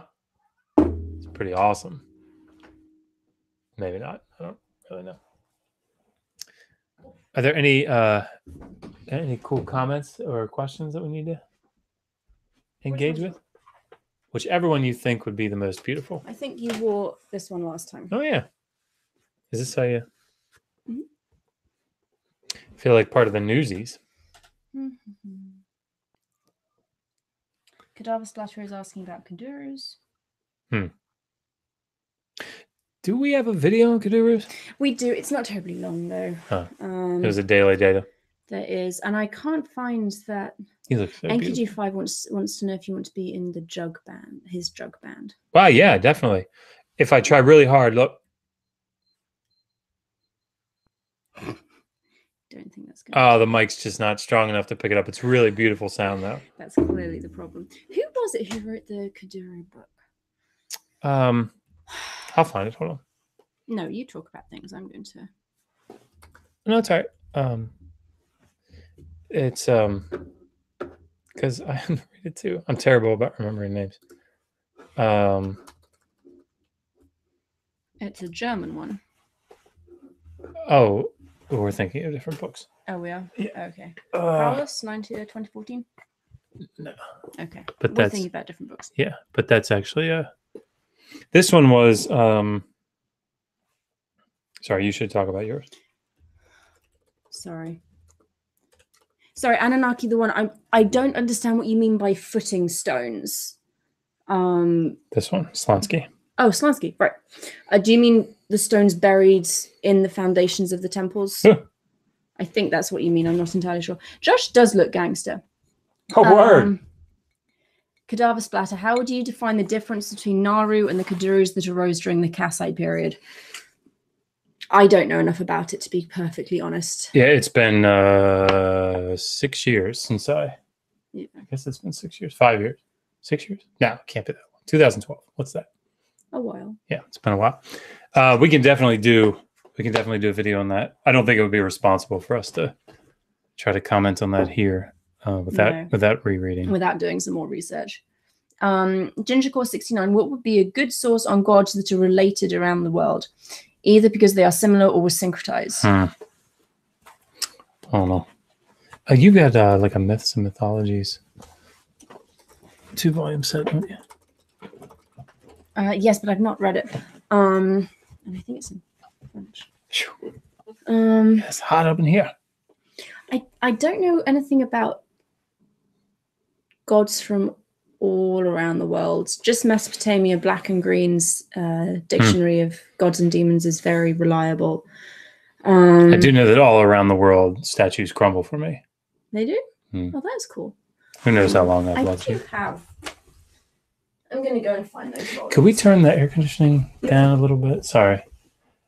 So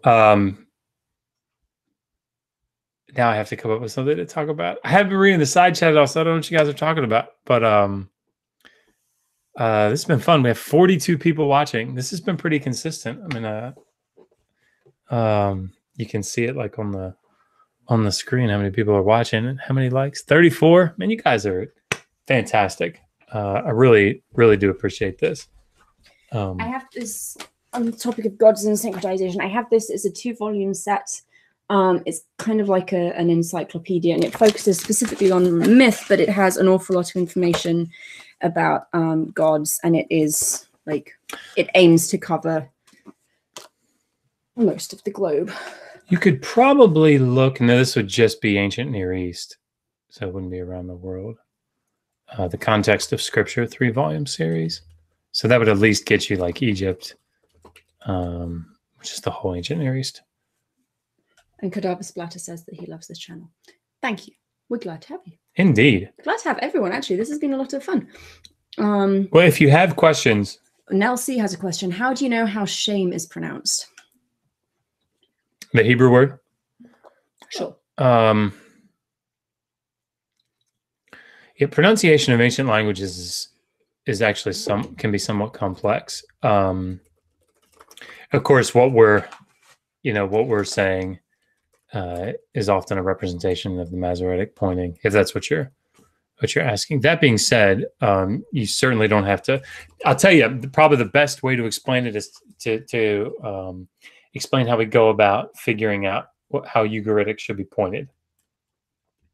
So Ugaritic is another alphabetic script from around like 1200, and it doesn't have. It's written in cuneiform script, but it's alphabetic, so it doesn't have pointing, right? I mean, it doesn't have vowels.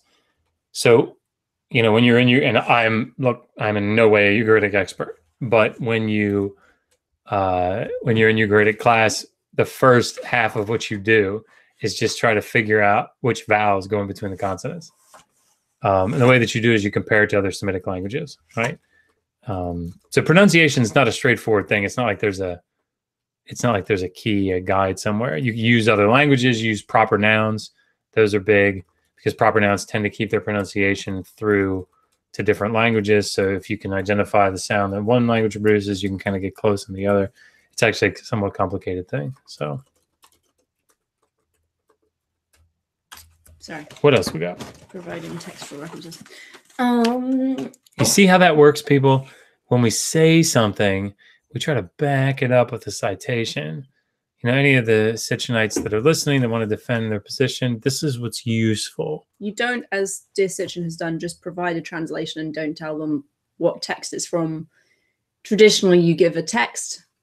If you have it, you give a tablet number so we can go and look at the actual tablet you're citing, a line number, whether it's on the obverse or the reverse of the tablet, because they did write on both sides. This is how it's normally done in responsible scholarship so that people can go track down your evidence for themselves and assess your argument properly. Yeah, and I mean, obviously that can differ depending on what kind of a book you're writing. Like yes. My Sumerian grammar, you're not going to see a whole ton of citations, right? Because I'm not making an argument. And I'm trying to keep it somewhat unencumbered by footnotes so that it's just easy and straightforward. Elroy Danu, how do you feel about L.A. Waddell's Sumero-Phoenician origin of the alphabet? I haven't read it. There we go.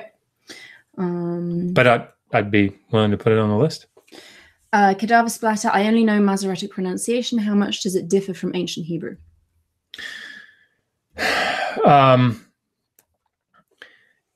Yeah, so probably not much. Again, when you're dealing with issues like this, you're getting into things like historical linguistics and Proto-Semitic, which we probably don't want to get into too much, just so that everybody stays awake. But yeah,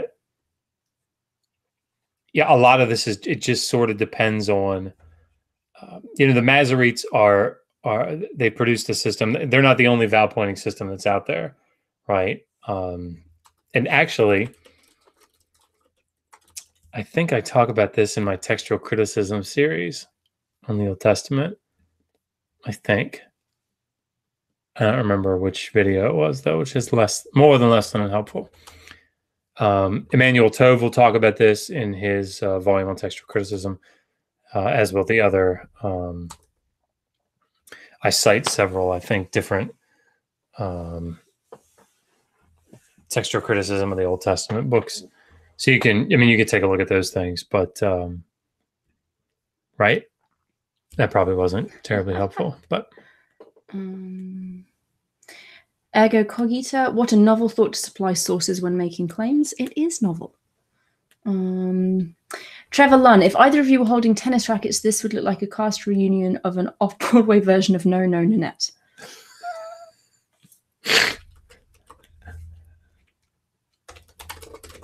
I don't know what that is.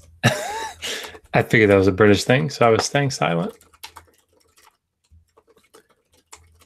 Anunnaki, the one and I are trying to get to the bottom of a terminology difference. He's talking about footing stones, and I'm trying to work out if he means foundation stones. Oh, I see. We don't have any questions at the moment, and we are... How far have we been? Oh, boy. Oh, gosh, we're coming up on the 2-hour mark. So if you have questions, now is the time to get them in, because I do need to go to sleep at some point, because my son will wake me and demand food. And then the morning will come. And then I will demand food because I get very hungry in the mornings.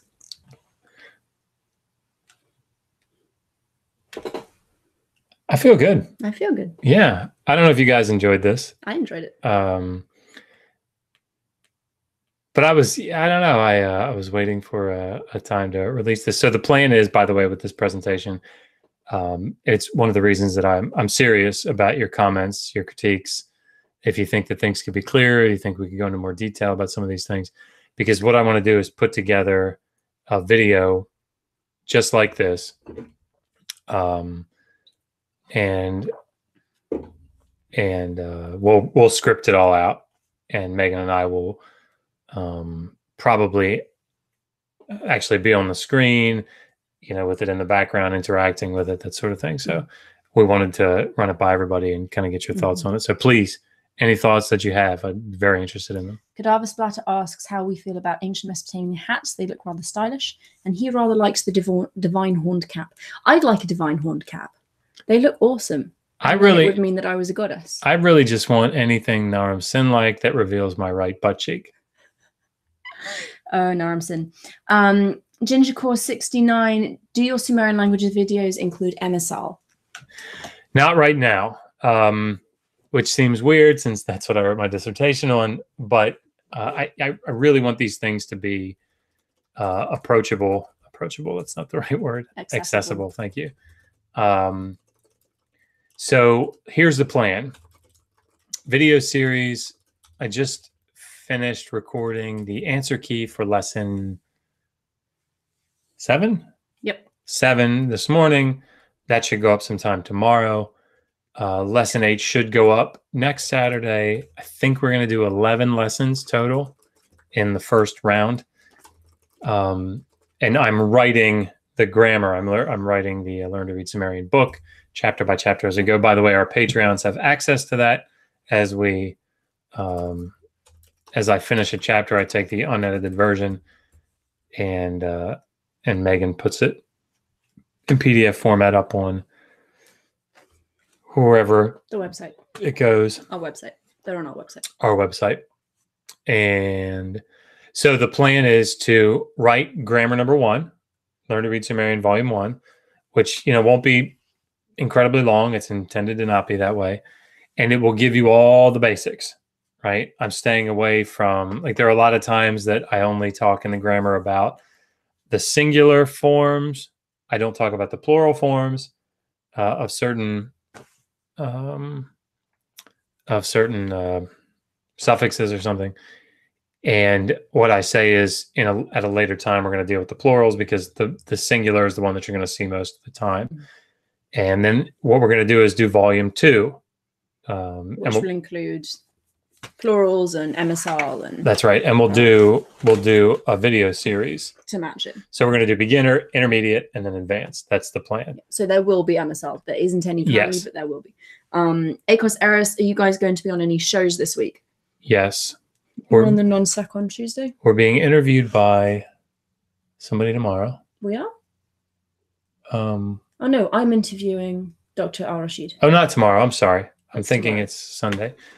Right. We're going to be interviewed by somebody on Monday. Who is it? I don't know. You set it up? I didn't know we had anything on Monday.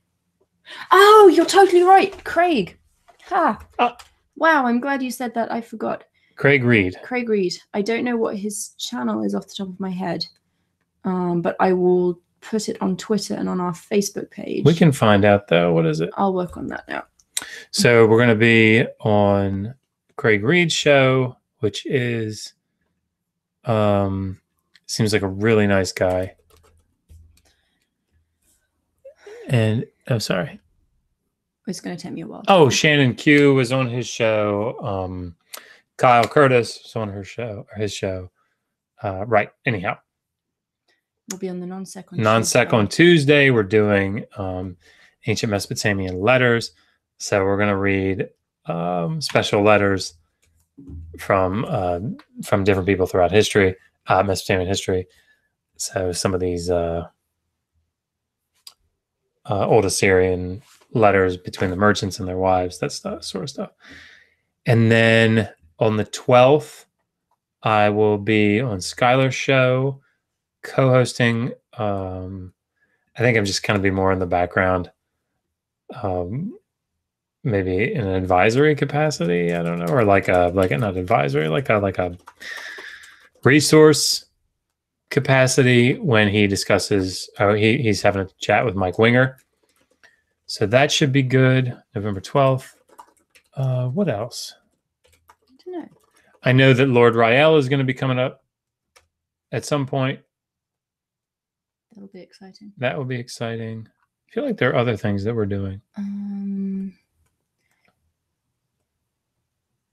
Elroy Danu, do you know if Sir William Jones... Did we get another super chat? Yes. Oh. From Enkidu5, $5. Thanks, man. Thank you. Do you know if Sir William Jones do any good translation of Sumerian tablets? Never heard of him. William Jones. Sir William Jones. Oh. Pip. Philologist. English Welsh philologist. I don't know. Given the time the Wikipedia, and yes, I'm using Wikipedia because I don't know who he is. Given the time in which he is said to have lived, I don't think Sumerology was a field, so probably not. It definitely was not. Cadaver Splatter. I don't know much about MSL other than the one-to-one correspondence between phonemes. Is the grammar much different? Jägersma doesn't cover an awful lot. No, the grammar is the same. Basically, what it is MSL is a sociolect, a dialect, whatever you want to call it, that was used primarily by people in laments. It's also used in mythological texts when women speak. But basically, it changes the phonemes. It changes the pronunciation of words, the spellings.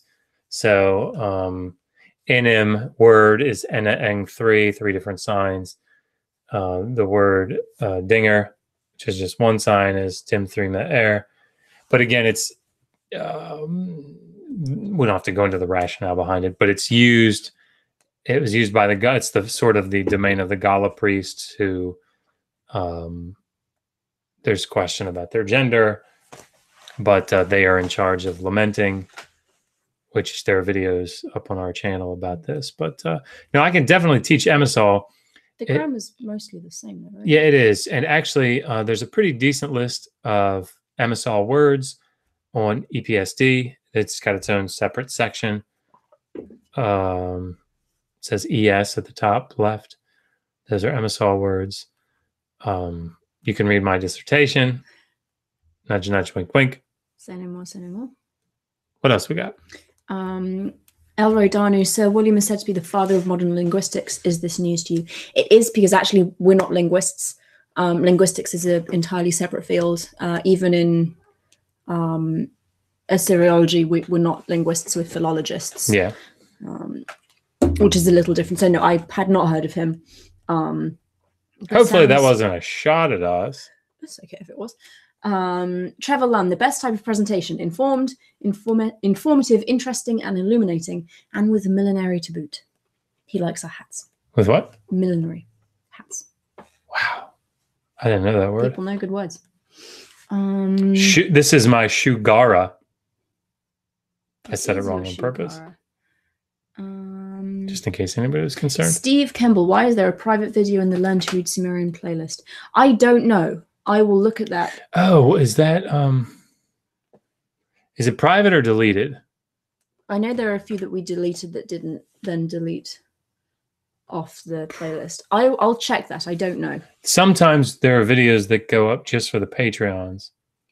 Math Magic Pagan, do we know of Michael Tellinger? I don't. Sorry, we're really showing our ignorance. Throw us some more names, guys. Go ahead. This is like a quiz. All right, who else don't you know? Cadaver Splatter. Are the Gala related to the later Asinu since they were supposed to be differently gendered? Yeah, I don't know. I don't know either. I'll have to look. Well, a lot of I don't know. Sorry, everyone. Gingercore69, where can we get your dissertation? Our website is digitalhammurabi.com. And let me check exactly what page it's on, because you can download it from the website. It's on academia as well. It is. But if you go to our website, digitalhammurabi.com, and then click on publications and research, and then it's the only link currently there.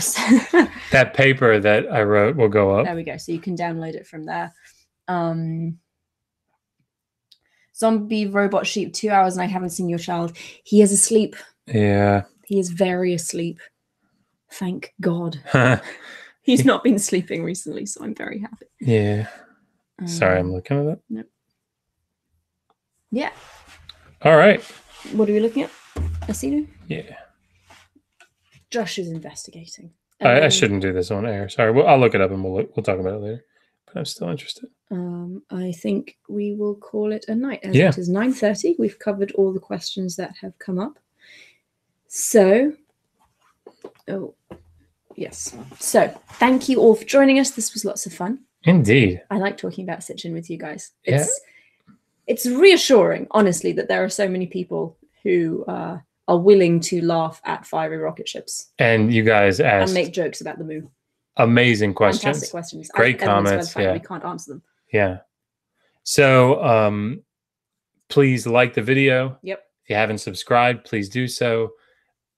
Since I learned about the little bell thingy, click that. And come back tomorrow at 1 p.m. Yes. Eastern time, because we will be interviewing Dr. Al Rashid, who I follow her on Twitter, and I think she's absolutely fascinating. And we'll get to learn about mental health in Mesopotamia and how we know about mental health in Mesopotamia, which is a really interesting question in and of itself. There's the DSM-1. It's in cuneiform. No, probably not. I will be in the live chat what's it? So you guys can. Yes. So thank you, everyone. Have a lovely evening or morning or whatever time of day it is, and we will see you later. All right. Until next time, resist poor scholarship. Always ask. How do you know that? Good night.